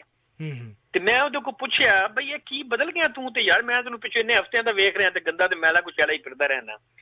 ਕਹਿੰਦਾ ਫਿਰ ਉਹਦੀ ਲਾਈਨ ਸੁਣੋ, ਆਖਰੀ ਲਾਈਨ ਹੈ, ਉਹ ਕਹਿੰਦਾ ਭਾਜੀ ਮੈਨੂੰ ਤੇ ਸੁਰਤ ਹੀ ਹੁਣ ਆਈ ਏ, ਜਦੋਂ ਦਾ ਪਾਰ ਟੱਪਿਆ ਮੈਨੂੰ ਤੇ ਜਾਣਦਾ ਹੀ ਕੋਈ ਨਹੀਂ। ਉਹ ਕਹਿੰਦਾ ਵੀ ਜਦੋਂ ਤੂੰ ਮੈਨੂੰ ਕਿਹਾ ਨਾ ਕਿ ਮੈਂ ਤੈਨੂੰ ਜਾਣਦਾ, ਉਦੋਂ ਮੈਨੂੰ ਸੈਂਸ ਆਫ ਬਿਲੋਂਗਿੰਗ ਹੋਇਆ ਤੇ ਮੈਂ ਕਿਹਾ ਮੈਂ ਕੋਈ ਆਪਣਾ ਵੀ ਖਿਆਲ ਰੱਖਾਂ, ਮੈਨੂੰ ਇੱਥੇ ਕੋਈ ਬੰਦਾ ਜਾਣਦਾ। ਕਿਆ ਬਾਤ ਹੈ। ਕਹਿੰਦਾ ਮੇਰੇ ਜਿਹੜੇ ਰੂਟਸ ਨੇ ਉਹ ਤੇ ਪਿੱਛੇ ਰਹਿ ਗਏ ਨੇ, ਹੁਣ ਮੈਂ ਇੱਥੇ ਬੜੀ ਮਾਈਲਸਟੋਨ ਕਹਾਣੀ ਹੈ ਇਹ, ਬਹੁਤ ਸੋਹਣੀ ਕਹਾਣੀ ਹੈ। ਇੱਕ ਉਹ ਖੱਬਲ ਵੀ ਤੇ ਇੱਕ ਇਹ ਵੀ, ਮਤਲਬ ਮੈਂ ਕਿੰਨੀ ਵਾਰ ਪੜ੍ਹੀ ਹੈ। ਔਰ ਅਸੀਂ ਜਿਹੜੇ ਡਾਇਸਪੋਰਾ ਚ ਵੀ ਆਏ ਵਾਂ, ਵੇਖੋ ਨਾ ਅਸੀਂ ਕਿਤੇ ਫਰਾਂਸ ਫਿਰ ਰਹੇ ਹੋਏ, ਜਰਮਨੀ ਫਿਰੇ ਤੇ ਸਾਨੂੰ ਬੰਦਾ ਆਪਣਾ ਕੋਈ ਪੰਜਾਬੀ ਬੋਲਦਾ ਨਜ਼ਰ ਆ ਜੇ, ਇੰਝ ਲੱਗਦਾ ਪਰ ਦੁਨੀਆ ਇੱਥੇ ਰੁਕ ਗਈ ਹੈ। ਬਿਲਕੁਲ ਬਿਲਕੁਲ, ਉਹ ਦੇਸ਼ ਹੀ, ਉਹ ਸ਼ਹਿਰ ਹੀ ਆਪਣਾ ਹੋ ਗਿਆ। ਸੋ ਇਹ ਜਿਹੜਾ ਸੈਂਸ ਆਫ ਬਿਲੋਂਗਿੰਗ ਹੈ ਨਾ ਤੇ ਕਨੈਕਟੀਵਿਟੀ ਹੈ, ਉਹ ਇੰਪੋਰਟੈਂਟ ਜਿਹਨੂੰ ਤੁਸੀਂ ਕਹਿ ਰਹੇ ਹੋ, ਜਿਹੜੀ ਅਸਾਂ ਖੋਣ ਨਹੀਂ ਦੇਣੀ ਆਪਣੇ ਨਸਲਾਂ ਨੂੰ ਵੀ ਐਸਾ ਦੱਸਣਾ ਕਿ ਭਾਈ ਭਾਵੇਂ ਹੋਟਲ 'ਚ ਹੀ ਰੋਟੀਆਂ ਪਕਾਓ ਤੇ ਸਾਰੇ ਕੰਮ ਕਰੋ, ਪਰ ਜਿਹੜਾ ਤੁਹਾਡਾ ਤਾਲੁਕ ਹੈ ਨਾ ਆਪਣੇ ਰਿਸ਼ਤੇਦਾਰਾਂ, ਕਬੀਲੇ, ਆਪਣੇ ਓਵਰਆਲ ਸੰਗਤ ਦੇ ਨਾਲ, ਉਹ ਚੱਲਦਾ ਰਹਿਣਾ ਚਾਹੀਦਾ ਭਾਵੇਂ ਡਾਇਸਪੋਰਾ 'ਚ ਬਣ। ਮਹਿਮੂਦ ਅਵਾਨ ਜੀ ਆਪਣੇ ਇੱਥੇ ਸਾਡੇ ਲੋਕਲ MP ਨੇ ਵਰਿੰਦਰ ਸ਼ਰਮਾ ਜੀ, ਉਹ ਪ੍ਰੋਗਰਾਮ ਸੁਣ ਰਹੇ ਨੇ, ਉਹਨਾਂ ਨੇ ਮੈਸੇਜ ਭੇਜਿਆ, ਉਹ ਕਹਿੰਦੇ ਨੇ ਕਿ ਤੁਸੀਂ ਬਹੁਤ ਵਧੀਆ ਤਰੀਕੇ ਨਾਲ ਜਿਹੜਾ ਆਇਡੈਂਟੀਟੀ ਔਰ ਖਾਸ ਤੌਰ 'ਤੇ ਪੰਜਾਬੀ ਆਇਡੈਂਟੀਟੀ ਨੂੰ ਡਿਫਾਈਨ ਕਰ ਰਹੇ ਹੋ, ਉਹ ਤੁਹਾਨੂੰ ਇਸ ਲਈ ਮੁਬਾਰਕਬਾਦ ਦਿੰਦੇ ਨੇ। ਬੜੀ ਮਿਹਰਬਾਨੀ ਉਹਨਾਂ ਦੀ ਜੀ, ਬੜੀ ਮਿਹਰਬਾਨੀ। ਤੇ ਆਪਾਂ ਗੱਲਾਂ ਬਾਤਾਂ ਆਪਣੀ ਏਦਾਂ ਹੀ ਜਾਰੀ ਰਹਿਣਗੀਆਂ, ਆਪਾਂ ਥੋੜੇ ਜਿਹੇ ਕਮਰਸ਼ੀਅਲ ਸੁਨੇਹੇ ਸੁਣ ਲਈਏ। ਜਨਾਬ ਤੁਸੀਂ ਦੇਸੀ ਰੇਡੀਓ ਸੁਣਦੇ ਹੋ? ਹਾਂਜੀ, ਤੁਸੀਂ ਸੁਣੋ ਦੇਸੀ ਰੇਡੀਓ 1602 AM ਸੈਟਲਾਈਟ ਚੈਨਲ 669 ਤੇ ਗਾਉਂਦਾ ਪੰਜਾਬ ਬਿੱਟੂ ਦੇ ਨਾਲ। ਅੱਜ ਆਪਾਂ ਮਹਿਮੂਦ ਅਵਾਨ ਜੀ ਨਾਲ, ਜਿਹੜੇ ਕਿ ਆਇਰਲੈਂਡ ਤੋਂ ਡਬਲਿਨ ਤੋਂ ਨੇ, ਉਹਨਾਂ ਦੇ ਨਾਲ ਆਪਾਂ ਆਇਡੈਂਟੀਟੀ ਔਰ ਖਾਸ ਤੌਰ 'ਤੇ ਪੰਜਾਬੀ ਆਇਡੈਂਟੀਟੀ ਦੇ ਬਾਰੇ ਵਿੱਚ ਗੱਲਾਂ ਬਾਤਾਂ ਕਰ ਰਹੇ ਹਾਂ। ਮਹਿਮੂਦ ਅਵਾਨ ਜੀ, ਵੈਲਕਮ ਬੈਕ ਜਨਾਬ। ਮੁਰਸ਼ਦ ਠੀਕ ਹੈ। ਮਹਿਮੂਦ ਅਵਾਨ ਜੀ, ਆਪਾਂ ਇਹ ਦੇਖਦੇ ਹਾਂ ਕਿ ਆਮ ਤੌਰ 'ਤੇ ਅੱਜ ਕੱਲ੍ਹ ਕਿਉਂਕਿ ਗਲੋਬਲਾਈਜੇਸ਼ਨ ਹੋਣ ਕਰਕੇ, ਵਿਸ਼ਵੀਕਰਨ ਹੋਣ ਕਰਕੇ, ਅਸੀਂ ਦੇਖਦੇ ਹਾਂ ਕਿ ਸਾਰੀ ਦੁਨੀਆ ਹੁਣ ਲਗਭਗ ਇੱਕੋ ਜਿਹੀ ਲੱਗਣ ਲੱਗ ਗਈ। ਹਰ ਜਗ੍ਹਾ ਉਹੀ ਮੈਕਡੋਨਲਡ, ਉਹੀ ਕੋਕਾ ਕੋਲਾ, ਉਹੀ ਚੀਜ਼ਾਂ ਖਾਣ ਪੀਣ ਵਾਲੀਆਂ, ਉਹੀ ਇਸ ਤਰ੍ਹਾਂ ਦੇ ਰੈਸਟੋਰੈਂਟ, ਉਸ ਤਰ੍ਹਾਂ ਦੀਆਂ ਦੁਕਾਨਾਂ, ਉਹੀ ਬ੍ਰਾਂਡ, ਸਾਰਾ ਕੁਛ ਇੱਕੋ ਜਿਹਾ ਲੱਗਣ ਲੱਗ ਗਿਆ।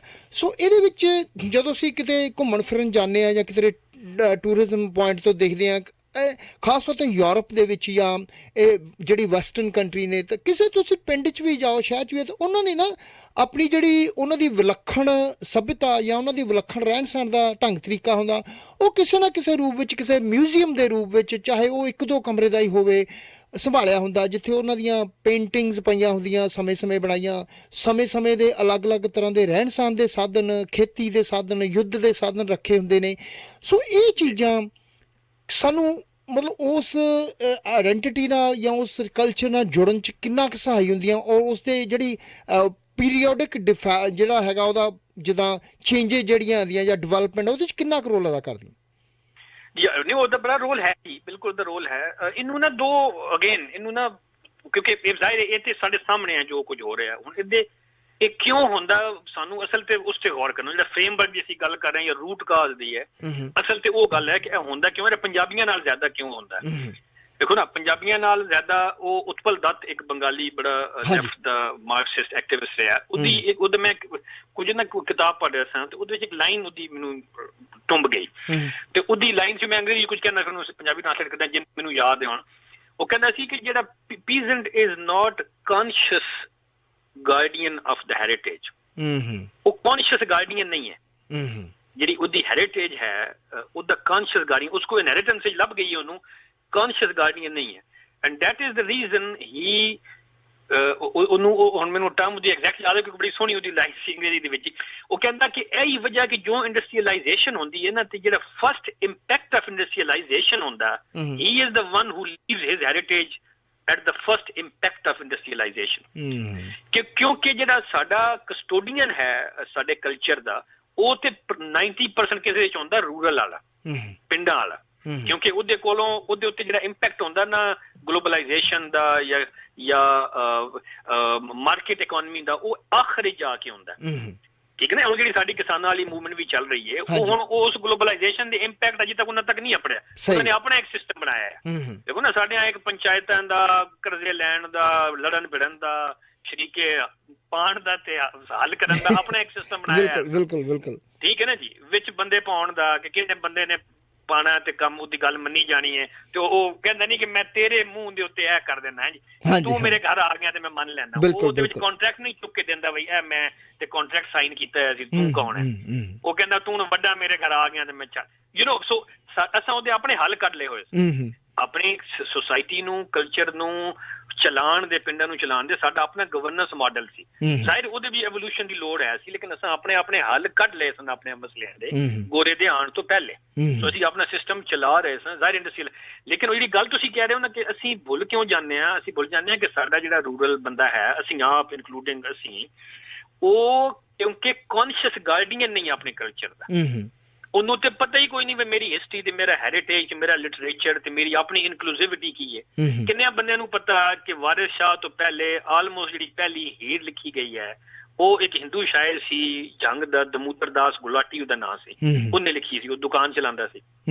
16ਵੀਂ ਸਦੀ ਪਹਿਲੀ ਹੀਰ ਜਿਹੜੀ ਹੈ, ਵੇਖੋ ਨਾ ਵਾਰਿਸ ਸ਼ਾਹ ਨੇ 18ਵੀਂ ਜਾ ਕੇ ਲਿਖ ਰਿਹਾ, ਉਹ 16ਵੀਂ ਸਦੀ ਦੇ ਵਿੱਚ 15ਵੀਂ 16ਵੀਂ ਸਦੀ ਚ ਦਮੋਦਰ ਜਿਹੜਾ ਉਹ ਆਖ ਦਮੋਦਰ ਅੱਖੀ ਡਿੱਠਾ ਲਾਈਨਾਂ ਆਉਂਦੀਆਂ ਤੇ ਉਹ ਦਮੋਦਰ ਨੇ ਪਹਿਲੀ ਹੀਰ ਲਿਖੀ ਹੈ। ਸੋ ਪਹਿਲੀ ਕੰਪਾਈਲੇਸ਼ਨ ਉਹਦੀ ਹੈ ਜਿਹਨੂੰ ਲੈ ਕੇ ਟੁਰੇ ਨੇ ਅੱਗੇ ਆ ਕੇ ਤੇ ਇਵੋਲਵ ਕੀਤਾ ਵਾਰਿਸ ਸ਼ਾਹ ਤੱਕ ਆਈ ਹੈ, ਕਿਉਂਕਿ ਅਸਾਂ ਆਪਣੇ ਕਲਚਰ ਦੇ ਕੌਨਸ਼ੀਅਸ ਗਾਰਡੀਅਨ ਹੈ ਹੀ ਨਹੀਂ। ਸਾਨੂੰ ਜੋ ਗੋਰੇ ਦੇ ਕਲੋਨੀਅਲ ਪੀਰੀਅਡ ਤੋਂ ਬਾਅਦ ਜੋ ਕੁਝ ਪੰਜਾਬ ਦੇ ਬਾਰੇ ਲਿਖਿਆ ਗਿਆ ਉਹ ਅਸਾਂ ਪੜ੍ਹਿਆ। ਮਤਲਬ ਤੁਸੀਂ ਵੇਖੋ ਨਾ ਕਿ ਗੋਰੇ ਨੇ ਪੰਜਾਬ ਨੂੰ ਕੀ ਕਿਹਾ, ਗੋਰਾ ਕਹਿੰਦਾ ਪੰਜਾਬ ਨੂੰ ਕੰਟਰੀ ਆਫ ਦ ਸਿੱਖਸ, ਮਤਲਬ ਹੁਣ ਤੁਸੀਂ ਅੰਦਾਜ਼ਾ ਲਾਓ, ਹੁਣ ਮੇਰੇ ਸਿੱਖ ਭਰਾ ਇਸ ਤੋਂ ਨਾਰਾਜ਼ ਨਾ ਹੋਣ, ਬਈ 12% ਆਬਾਦੀ ਰਹੀ ਹੈ ਪੀਕ ਟਾਈਮ ਵਿੱਚ ਵੀ ਸਿੱਖਾਂ ਦੀ ਪੰਜਾਬ ਦੇ ਵਿੱਚ, ਬਿਲਕੁਲ ਮੈਜੋਰਿਟੀ ਮੁਸਲਮਾਨ ਤੇ ਫਿਰ ਹਿੰਦੂ ਤੇ ਫਿਰ ਥਰਡ ਸਿੱਖ, ਤੇ ਉਹ ਹੁਣ ਕਹਿ ਰਿਹਾ ਕੰਟਰੀ ਆਫ ਦ ਸਿੱਖ। ਕਿਉਂ? ਕਿਉਂਕਿ ਉਹ ਪੰਜਾਬ ਨੂੰ ਵੇਖ ਰਿਹਾ ਕਿ ਭਾਈ ਰੂਰਲਸ਼ਿਪ ਜਿਸ ਕੋ ਮੈਂ ਕਬਜ਼ਾ ਲਿਆ ਉਹ ਜ਼ਿਆਦਾਤਰ ਲੋਕ ਕੌਣ ਸਨ, ਹੁਣ ਸਾਰੇ ਸਿੱਖ ਤੇ ਨਹੀਂ ਸਨ। ਵੇਖੋ ਨਾ ਹੁਣ ਜਿਹੜੀ ਰਣਜੀਤ ਸਿੰਘ ਦੀ ਐਮਪਾਇਰ ਹੈ, ਉਹ ਹੁਣ ਅੱਜ ਦੇ ਵੱਡੇ ਵੱਡੇ ਇੰਟੈਲੈਕਚੁਅਲ ਸਪੈਸ਼ਲੀ ਯੂਕੇ 'ਚ ਬੈਠੇ ਹੋਏ ਡਾਇਸਪੋਰਾ ਵਾਲੇ, ਉਹਨਾਂ ਨੇ ਉਹਨੂੰ ਐਮਪਾਇਰ ਆਫ ਦ ਸਿੱਖਸ ਬਣਾ ਦਿੱਤਾ। ਉਹ ਭਾਈ ਉਸ ਵਿੱਚ 58-60% ਤੇ ਮੁਸਲਮਾਨ ਸਨ, 40-38% ਕਮ ਅਜ਼ ਕਮ, ਅਗਰ ਤੁਸੀਂ 51% ਵੀ ਕਰੋ 1911 ਦੇ ਸੈਂਸਸ ਤੋਂ ਲੈ ਕੇ ਉਸ ਤੋਂ ਪਹਿਲੇ ਵੀ, ਤੇ ਉਹਦੇ ਵਿੱਚ ਮੈਜੋਰਿਟੀ ਤੇ ਇਹ ਤਿੰਨ ਪਾਪੂਲੇਸ਼ਨ, ਤੇ ਉਹ ਮਤਲਬ ਐਮਪਾਇਰ ਆਫ ਦ ਸਿੱਖਸ ਕਿਵੇਂ ਬਣੀ? ਬਈ ਉਹ ਤੇ ਆਪਣੀ ਸੱਸ ਨੂੰ ਵੀ ਕੁੱਟਣ ਵਾਸਤੇ ਤਿਆਰ ਰਿਹਾ ਰਣਜੀਤ ਸਿੰਘ ਸਾਰੀ ਉਮਰ, ਲਾਹੌਰ ਤੇ ਕਬਜ਼ਾ ਕਰਨ ਵਾਸਤੇ। ਉਹਨੇ ਲਾਹੌਰ ਕਿਹਦੇ ਕੋਲ ਲਿਆ? ਉਹ ਸਿੱਖਾਂ ਕੋਲ ਨਹੀਂ ਲਿਆ ਉਹਨੇ। ਉਹ ਸਦਾ ਕੌਰ ਨਾਲ ਉਹਦਾ ਰਿਲੇਸ਼ਨਸ਼ਿਪ ਕੀ ਰਿਹਾ ਤੇ ਪਟਿਆਲੇ ਵਾਲਿਆਂ ਨਾਲ ਕੀ ਰਿਹਾ ਤੇ ਉਹ ਕਿਵੇਂ ਲੜਦਾ ਰਿਹਾ, ਤੇ ਉਹ ਮਤਲਬ ਸਿੱਖ ਕੋਈ ਇੱਕ ਸਿੰਗਲ ਆਈਡੈਂਟੀਟੀ ਸੀ, ਬਈ ਐਮਪਾਇਰ ਆਫ ਦ ਸਿੱਖ ਸੀ ਜਿਹਦੇ ਵਿੱਚ ਸਾਰੇ ਸਿੱਖ ਰੂਲ ਕਰ ਰਹੇ ਸਨ। ਉਹ ਜਿਨ੍ਹਾਂ ਸਿੱਖਾਂ ਨੂੰ ਕੁੱਟ ਰਿਹਾ ਸੀ ਉਹ ਸਿੱਖ ਨਹੀਂ ਸਨ। ਬਿਲਕੁਲ ਮਤਲਬ ਤੁਸੀਂ ਵੇਖੋ ਨਾ, ਯਾਨੀ ਲੇਕਿਨ ਉਹਦੀ ਕਿਉਂਕਿ ਉਹ ਸੂਟ ਕਰਦਾ ਨਾ ਸਾਡੇ ਉਹ ਮਿਲਟਰਾਈਜ਼ ਤੇ ਅਸੀਂ ਬੜੀ ਆਪਣੇ ਆਪ ਨੂੰ ਐਲੀਟਿਸਟ ਸ਼ੋਅ ਕਰਨ ਵਾਸਤੇ ਕਿ ਸਾਡੀ ਹੈਰੀਟੇਜ ਦੀ ਪਤਾ ਨਹੀਂ ਬੜੀ ਕਮਾਲ ਦੀ, ਅਸੀਂ ਤੇ ਰੂਰਲ ਰਹੇ ਹਾਂ ਪੰਜਾਬ ਦੇ, ਉਹਨੂੰ ਉਹਨਾਂ ਨੇ ਐਮਪਾਇਰ ਆਫ ਭਾਈ ਉਹ ਇੱਕ ਡਾਇਨੈਸਟੀ ਸੀ, ਇੱਕ ਸੁਕਰ ਚੱਕੀਆ ਮਿਸਲ ਦੀ, ਇੱਕ ਟ੍ਰਾਈਬ ਦੀ, ਇੱਕ ਬਰਾਦਰੀ ਦੀ ਬੇਸਿਕਲੀ ਐਮਪਾਇਰ ਸੀ। ਜਿਵੇਂ ਮੁਗਲ ਸਨ, ਮੁਗਲ ਸੈਂਟਰਲ ਏਸ਼ੀਆ ਦੀ ਟ੍ਰਾਈਬ ਦੇ ਵਿੱਚੋਂ ਇੱਕ ਤਿਮੂਰਿਡਸ ਦਾ ਇੱਕ ਟ੍ਰਾਈਬ ਸੀ। ਬਈ ਹਕੂਮਤ ਜਿਹੜੀ ਹੈ ਉਹ ਕੋਈ ਮਜ਼ਹਬਾਂ ਦੀ ਥੋੜੀ ਹੁੰਦੀ ਹੈ, ਹਕੂਮਤ ਤੇ ਉਸ ਖਾਨਦਾਨ ਦੀ ਹੁੰਦੀ ਹੈ ਜਿਹੜਾ ਕੁੱਟ ਵੱਢ ਕੇ ਤੇ ਆਂਦਾ ਉਹਦੇ ਉੱਤੇ ਕਬਜ਼ਾ ਕਰਨ ਵਾਸਤੇ। ਬਿਲਕੁਲ ਠੀਕ। ਲੇਕਿਨ ਸਾਡੀ ਵੇਖੋ ਨਾ ਸਾਡਾ ਨੈਰੇਟਿਵ ਕਿਵੇਂ ਬਣਾਇਆ ਗਿਆ? ਨੈਰੇਟਿਵ ਇਹ ਬਣਾਇਆ ਗਿਆ ਕਿ ਭਾਈ ਐਮਪਾਇਰ ਆਫ ਦ ਸਿੱਖ, ਮੁਗਲ ਕੀ ਹੈ ਜੀ? ਐਮਪਾਇਰ ਆਫ ਦ ਮੁਸਲਿਮ। ਬਸ ਮੁਸਲਮਾਨਾਂ ਨੂੰ ਕੁੱਟ ਕੇ ਗਿਆ ਉਹ, ਜਿੰਨੇ ਮੁਗਲ ਆਏ ਸਨ ਉਹਨਾਂ ਨੇ ਇੱਕ ਮੁਸਲਮਾਨ ਨਹੀਂ ਛੱਡਿਆ ਜਿਹੜਾ ਉਹਨਾਂ ਨੂੰ ਰੈਜ਼ਿਸਟ ਕਰਦਾ ਸੀ। ਬਿਲਕੁਲ ਮਤਲਬ ਦੁੱਲੇ ਭੱਟੀ ਸਾਡੇ ਸਾਹਮਣੇ ਨਹੀਂ ਬੈਠਾ, ਦੁੱਲਾ ਭੱਟੀ ਮੁਸਲਮਾਨ ਨਹੀਂ ਸੀ ਤੇ ਅਕਬਰ ਜਿਹੜਾ ਉਹ ਸੀ। ਯਾਨੀ ਇਹ ਵੇਖੋ ਨਾ, ਇਹ ਜਿਹੜੀ ਅਸੀਂ ਗੱਲ ਕਰ ਰਹੇ ਹਾਂ ਨਾ ਕਿ ਕਿਉਂਕਿ ਸਾਡੇ ਬੰਦੇ ਕੌਨਸ਼ੀਅਸ ਗਾਰਡੀਅਨ ਨਹੀਂ ਨੇ ਆਪਣੀ ਹੈਰੀਟੇਜ ਤੇ ਆਪਣੀ ਹਿਸਟਰੀ ਦੇ, ਸੋ ਉਹਨਾਂ ਨੂੰ ਜੋ ਫਲੂਦਾ ਬਣਾ ਕੇ ਦਿੱਤਾ ਜਾਂਦਾ ਉਸੇ ਦਾ ਸਿੱਧਾ ਉਹਨੂੰ ਖਾ ਲੈਂਦੇ ਨੇ ਔਰ ਉਸ ਤੋਂ ਬਾਅਦ ਪੱਕੇ ਹੋ ਜਾਂਦੇ ਨੇ ਉਹਦੇ ਉੱਤੇ। ਸੋ ਇਹ ਜਿਹੜੀ ਅਸੀਂ ਭੁੱਲ ਵੀ ਗਏ ਹਾਂ ਨਾ ਜੀ, ਇਹ ਜਿਹੜੀ ਤੁਹਾਡੀ ਗੱਲ ਨੂੰ ਕਲੋਜ਼ ਕਰਦੇ ਹਾਂ, ਅਸੀਂ ਜਿਹੜਾ ਭੁੱਲ ਵੀ ਗਏ ਹਾਂ ਉਹਦੀ ਵਜ੍ਹਾ ਇਹ ਹੀ ਹੈ ਕਿ ਅਸਾਂ ਕੋਈ ਨਹੀਂ ਬਣਾਏ ਮਿਊਜ਼ੀਅਮ, ਅਸਾਂ ਲਿਖਿਆ ਵੀ ਕੋਈ ਨਹੀਂ ਉਸ ਪੰਜਾਬ ਦੇ ਬਾਰੇ ਚ। ਵੇਖੋ ਨਾ ਕਿੰਨਾ ਪਾਰਟੀਸ਼ਨ ਦੇ ਬਾਰੇ ਵੀ ਕਿੰਨਾ ਘੱਟ ਲਿਖਿਆ ਗਿਆ, 2-4 ਚੰਗੀਆਂ ਨਜ਼ਮਾਂ ਤੋਂ ਇਲਾਵਾ ਤੁਹਾਨੂੰ ਸ਼ਾਇਦ ਕੋਈ ਨਹੀਂ ਲੱਗਾ। ਬਾਕੀ ਦੇ ਮੌਖਿਕ ਹੀ ਰਿਹਾ, ਸੁਣਿਆ ਸੁਣਾਇਆ ਸਾਡੇ ਬਜ਼ੁਰਗਾਂ ਨੇ ਸਾਨੂੰ ਦੱਸਿਆ ਸੀ, ਗਾਂ ਦੱਸ ਦਿੱਤਾ, ਬਸ ਦੱਸ ਜੋ ਹੋਇਆ। ਐਬਸੋਲੂਟਲੀ ਇਹ ਤਾਂ ਜਦੋਂ PhD ਦੇ ਪੈਸੇ ਲੱਭਣੇ ਸ਼ੁਰੂ ਹੋਏ ਨੇ ਸਾਡੇ ਪ੍ਰੋਫੈਸਰਾਂ ਨੂੰ ਤੇ ਤਾਂ ਫਿਰ ਪਾਰਟੀਸ਼ਨ ਦੇ ਕੰਮ ਹੋਏ। ਬਿਲਕੁਲ ਨਹੀਂ ਤੇ ਵੇਖੋ ਨਾ ਓਰਲ ਹਿਸਟਰੀ ਤੇ ਉਸ ਤਰੀਕੇ ਨਾਲ ਕੰਪਾਈਲ ਹੀ ਨਹੀਂ ਕਿਸੇ ਕਰਨ ਦੀ ਕੋਸ਼ਿਸ਼ ਕੀਤੀ, ਕਿਉਂਕਿ ਸਾਡਾ ਮਤਲਬ ਅਗੇਨ ਉਹੀ ਗੱਲ ਹੋਈ ਹੈ ਨਾ। ਅਜੇ ਵੀ ਜੇ ਤੁਸੀਂ ਮਤਲਬ 47 ਦੇ ਬਾਰੇ ਚ ਕੋਈ ਬਹੁਤੀ ਆਥੈਂਟਿਕ ਇਨਫੋਰਮੇਸ਼ਨ ਲੈਣੀ ਵੀ ਤਾਂ ਬਹੁਤਾ ਅਵੇਲੇਬਲ ਨਹੀਂ ਹੈ ਅਜੇ ਵੀ ਕੁਝ ਨਹੀਂ। ਮੈਂ ਉਹੀ ਕਹਿੰਦਾ ਨਾ ਕਿ ਅਸਾਂ ਉਹਨੂੰ ਵੇਖੋ, ਇੱਕ ਚੀਜ਼ ਹੁੰਦੀ ਹੈ ਅਗੇਨ ਜਿਵੇਂ ਉਹ ਸਟੈਟਿਸਟਿਕਲ ਚੰਕ ਹੁੰਦਾ ਨਾ, ਜਦੋਂ ਤੁਸੀਂ ਸਟੈਟਿਸਟਿਕ ਸ਼ੋਅ ਕਰਦੇ ਨੇ ਸਾਨੂੰ ਜਦੋਂ, ਕਿਉਂਕਿ ਜਦੋਂ ਅਸਲ ਚੀਜ਼ ਉਹ ਇੰਟੈਲੀਜੈਂਸ ਡੇਟਾ ਐਨਾਲਿਟਿਕਸ ਹੈ ਕਿ ਅਗਰ ਡੇਟਾ ਹੋਏ ਵੀ ਸਹੀ ਤਾਂ ਉਸ ਤੋਂ ਤੁਸੀਂ ਭਾਈ ਨਤੀਜਾ ਕੀ ਕੱਢਣਾ। ਦੇਖੋ ਨਾ, ਜੇ ਅਗਰ ਨਤੀਜਾ ਇਹ ਕੱਢਣਾ ਕਿ ਤੇ ਮਤਲਬ ਜੋ ਕਤਲੇਆਮ ਹੋਇਆ ਉਹ ਹੋਣਾ ਹੀ ਹੋਣਾ ਸੀ ਤੇ ਇਹ ਤੇ ਇੱਕ ਦੂਜੇ ਨੂੰ ਵੱਢਣ ਦੀ ਆਏ ਸਨ। ਕਹਾਣੀ ਹੈ ਕਿ ਤੁਸੀਂ ਉਹਦੇ ਵਿੱਚੋਂ ਅਗੇਨ ਕੋਈ ਜਦੋਂ ਸਟੈਟਿਸਟੀਕਲ ਡੇਟਾ ਕੋਈ ਪੇਸ਼ ਕਰਦਾ ਤੇ ਜਿਹੜੀ ਸ਼ਾਇਦ ਉਹਨੂੰ ਸੂਟ ਕਰਦੀ ਹੈ ਉਹ ਤੇ ਹਾਈਲਾਈਟ ਹੋ ਜਾਂਦੀ ਹੈ, ਜਿਹੜੀ ਸੂਟ ਨਹੀਂ ਕਰਦੀ ਉਹ ਹਾਈਲਾਈਟ ਨਹੀਂ ਹੁੰਦੀ। ਸੋ ਇਹ ਜਿਹੜਾ ਡੇਟਾ ਈਵਨ ਹੈ ਵੀ ਸਹੀ ਉਹਦੇ ਉੱਤੇ, ਉਸ ਡੇਟਾ ਨੂੰ ਤੁਸੀਂ ਐਨਾਲਾਈਜ਼ ਕਿਵੇਂ ਕਰਨਾ, ਉਹਦੇ ਵਿੱਚੋਂ ਕੱਢਣਾ ਕੀ ਚਾਹੁੰਦੇ ਹੋ ਤੁਸੀਂ ਨਤੀਜਾ। ਕਿਉਂਕਿ ਵੇਖੋ ਪਾੜ ਹਰ ਸੁਸਾਇਟੀ 'ਚ ਇੱਕ ਘਰ ਵਿੱਚ, ਇੱਕ ਖਾਨਦਾਨ ਵਿੱਚ, ਉਹ ਮੁਸਲਮਾਨਾਂ ਦਾ ਹੋਏ, ਸਿੱਖਾਂ ਦਾ ਹੋਏ, ਹਿੰਦੂਆਂ ਦਾ ਹੋਏ, ਪਾਰਸੀਆਂ ਦਾ ਹੋਏ, ਇੱਕ ਖਾਨਦਾਨ ਵਿੱਚ, ਇੱਕ ਵਿਹੜੇ ਦੇ ਵਿੱਚ ਵੀ ਹਰ ਦੂਜੇ ਦਿਨ ਲੜਾਈ ਝਗੜਾ ਮਾਂ ਪਿਓ ਦਾ ਵੀ ਤੇ ਮਾਂ ਧੀ ਦਾ ਵੀ ਚੱਲਦਾ ਰਹਿੰਦਾ। ਬਿਲਕੁਲ ਠੀਕ ਹੈ ਨਾ ਜੀ। ਉੱਥੇ ਵੀ ਇੱਕੋ ਓਪੀਨੀਅਨ ਤੇ ਨਹੀਂ ਰਹਿੰਦਾ, ਉੱਥੇ ਵੀ ਅਸੀਂ ਆਪਣੇ ਸਾਰੇ ਇੰਝ ਨਹੀਂ ਵੱਡੇ ਹੋ ਕੇ ਆਏ। ਸੋ ਉਹ ਸ਼ਰੀਕੇ ਤੇ ਉਹ ਜਿਹੜੀ ਈਗੋ ਤੇ ਉਹ ਹੋਰ ਜਿਹੜੀਆਂ ਸਾਡੀਆਂ ਸਾਈਕੋਲੋਜੀਕਲ ਪ੍ਰੋਬਲਮਸ ਨੇ ਉਹ ਤੇ ਹਰ ਸੁਸਾਇਟੀ 'ਚ ਘਰ 'ਚ ਵੀ ਚੱਲ ਰਹੀਆਂ ਹੁੰਦੀਆਂ ਨੇ, ਲੇਕਿਨ ਉਹ ਕਿਤਨੇ ਬ੍ਰੌਡਰ ਲੈਵਲ ਤੇ ਉਹਦੇ ਲੋਕ ਅੱਗੇ ਲਾ ਲੈਂਦੇ ਨੇ ਉਹਨਾਂ ਨੂੰ। ਉਹ ਵੇਖੋ ਭੀਸ਼ਮ ਸਾਹਨੀ ਬਲਰਾਜ ਸਾਹਨੀ ਦਾ ਭਰਾ ਸੀ, ਹਿੰਦੀ ਦਾ ਰਾਈਟਰ ਹੈ, ਉਹਦੀ ਕਿੱਡੀ ਸੋਹਣੀ ਕਿਤਾਬ ਕਹਾਣੀ ਹੈ ਅੰਮ੍ਰਿਤਸਰ ਆ ਗਿਆ। ਉਹ ਸਾਰਿਆਂ ਨੂੰ ਪੜ੍ਹਨੀ ਚਾਹੀਦੀ ਅਗਰ ਪਾਰਟੀਸ਼ਨ ਨੂੰ ਸਮਝਣਾ ਤੇ ਕਿ ਲੋਕਾਂ ਦੀਆਂ ਬਿਹੇਵੀਅਰ ਬਦਲੇ ਕਿਵੇਂ ਨੇ ਓਵਰਨਾਈਟ ਥਰੂ ਅ ਟ੍ਰੇਨ ਟਰੈਵਲ। ਉਹ ਬੰਦਾ ਟ੍ਰੇਨ ਤੇ ਟਰੈਵਲ ਕਰਕੇ ਆ ਰਿਹਾ ਪਿਸ਼ਾਵਰ ਤੋਂ ਅੰਮ੍ਰਿਤਸਰ ਤੱਕ, ਤੇ ਜਿਹੜੇ ਪਿੰਡ ਨੂੰ ਉਹ ਕ੍ਰਾਸ ਕਰਦੀ ਆ ਰਹੀ ਹੈ ਨਾ ਤੇ ਉਹ ਬੰਦਿਆਂ ਦੇ ਰਵੱਈਏ ਬਦਲਦੇ ਜਾ ਰਹੇ ਨੇ। ਉਹ ਪਹਿਲੇ ਸਾਰੇ ਇੱਕੋ ਸਨ, ਗੱਪਾਂ ਲਾ ਰਹੇ ਸਨ, ਟੱਟੇ ਕਰ ਰਹੇ ਸਨ, ਤੇ ਜਿਉਂ ਬਾਰਡਰ ਦੇ ਨੇੜੇ ਆਉਂਦੇ ਜਾ ਰਹੇ ਨੇ ਕੋਈ ਹਿੰਦੂ ਬਣਦਾ ਜਾ ਰਿਹਾ, ਹਿੰਦੂ ਨਾਲ ਬਹਿਣਾ ਸ਼ੁਰੂ ਹੋ ਗਿਆ, ਸਿੱਖ ਨਾਲ, ਮੁਸਲਮਾਨ ਨਾਲ, ਤੇ ਜਿਉਂ ਅੰਮ੍ਰਿਤਸਰ ਦੇ ਨੇੜੇ ਆਉਂਦਾ ਗਿਆ ਉਹਨਾਂ ਦੇ ਰਵੱਈਏ, ਉਹਨਾਂ ਦੀ ਦੂਜੇ ਨਾਲ ਗੱਲ ਕਰਨ ਦੀ ਟੋਨ, ਉਹਨਾਂ ਨੂੰ ਹਰ ਗੱਲ ਚੁਭਣ ਲੱਗ ਪਈ ਦੂਜੇ ਦੀ, ਜਿਵੇਂ ਸਾਨੂੰ ਹਿੱਟ ਕਰ ਰਿਹਾ ਕੋਈ। ਉਸ ਤੋਂ ਪਹਿਲੇ ਉਹਨਾਂ ਗੱਲਾਂ ਤੇ ਹੱਸ ਰਹੇ ਸਨ ਸਾਰੇ। ਉਹ ਬੜੀ ਕਮਾਲ ਕਹਾਣੀ ਹੈ, ਉਹ ਸਾਨੂੰ ਦੱਸਦੀ ਹੈ ਕਿ ਅਸਲ ਵਿੱਚ ਹੋਇਆ ਕੀ ਹੈ। ਸੋ ਜਦੋਂ ਆਪਾਂ ਜਿੱਦਾਂ ਗੱਲ ਕਰ ਰਹੇ ਸੀ ਕਿ ਹੁਣ ਚੇਂਜਿਸ ਆ ਰਹੀਆਂ ਜਾਂ ਨਵੀਆਂ ਚੀਜ਼ਾਂ ਸਾਹਮਣੇ ਆ ਰਹੀਆਂ ਨੇ, ਅਸੀਂ ਦੇਖਿਆ ਕਿ ਹੁਣ ਜਿਹੜੀ ਜਿੱਦਾਂ ਕੈਪੀਟਲਿਜ਼ਮ ਲਾ ਲਓ, ਜਿਹੜੀ ਗਲੋਬਲਾਈਜੇਸ਼ਨ ਹੋ ਰਹੀ ਆ ਉਹਦੇ 'ਚੋਂ ਕਨਫਰਮ ਕਰ ਰਿਹਾ ਹਰ ਚੀਜ਼ ਨੂੰ ਕਿ ਤੁਸੀਂ ਇਸ ਤਰ੍ਹਾਂ ਦੇ ਕੱਪੜੇ ਪਾਉਣੇ ਨੇ, ਸਾਰਿਆਂ ਨੇ ਇਸ ਤਰ੍ਹਾਂ ਦੀ ਬੋਲੀ ਬੋਲਣੀ ਹੈ। ਈਵਨ ਕਿ ਬੋਲੀ ਵੀ ਕਨਫਰਮ ਹੁੰਦੀ ਜਾ ਰਹੀ ਹੈ ਕਿ ਜੇ ਤੁਹਾਨੂੰ ਜੌਬ ਚਾਹੀਦੀ ਤੁਹਾਨੂੰ ਆਹੀ ਬੋਲੀ ਬੋਲਣੀ ਪਊਗੀ, ਜੇ ਤੁਸੀਂ ਕਿਤੇ ਇੰਟਰਵਿਊ 'ਤੇ ਜਾਣਾ ਤਾਂ ਟਾਈ ਲਾਉਣੀ ਪਊਗੀ। ਜਾਂ ਜੋ ਖਾਣ ਪੀਣ ਦਾ ਵੀ ਇੱਕ ਸੁਸਾਇਟੀ ਦਾ ਇਸ ਤਰ੍ਹਾਂ ਦਾ ਸਿਸਟਮ ਬਣਦਾ ਜਾ ਰਿਹਾ ਕਿ ਮਤਲਬ ਜਿਹੜਾ ਕੋਈ ਘਰੋਂ ਰੋਟੀ ਜਾਂ ਪਰੌਂਠੇ ਖਾਂਦਾ ਉਹਨੂੰ ਦੇਸੀ ਕਹਿੰਦੇ ਨੇ, ਤੇ ਜਿਹੜਾ ਕੋਈ ਰੈਸਟੋਰੈਂਟ 'ਚ ਬਹਿ ਕੇ ਪੀਜ਼ਾ ਜਾਂ ਮਨਚੂਰੀਅਨ ਖਾਣ ਲੱਗ ਗਿਆ ਉਹ ਅਗਾਂਹ ਵਧੂ ਹੋ ਗਿਆ। ਸੋ ਇਸ ਤਰ੍ਹਾਂ ਹਰ ਚੀਜ਼ ਦੀ ਅਗਰ ਕਨਫਰਮਟੀ ਹੁੰਦੀ ਜਾਊਗੀ, ਆਪਾਂ ਹਰ ਚੀਜ਼ ਇਸ ਤਰ੍ਹਾਂ ਗਲੋਬਲਾਈਜੇਸ਼ਨ ਦੇ ਵਲੀਨਤਾ ਹੁੰਦੀ ਜਾਊਗੀ, ਤਾਂ ਉਹ ਮਤਲਬ ਆਉਣ ਵਾਲੀ ਜਿੱਦਾਂ 100 ਸਾਲ ਦੇ ਵਿੱਚ ਜਾਂ 150 200 ਸਾਲ ਤੱਕ ਅਸੀਂ ਆਪਣੀ ਪੰਜਾਬੀ ਆਇਡੈਂਟੀਟੀ ਨੂੰ ਕਿਸ ਤਰ੍ਹਾਂ ਜਾਂ ਕਿਸ ਰੂਪ 'ਚ ਬਚਾ ਕੇ ਰੱਖ ਸਕਾਂਗੇ?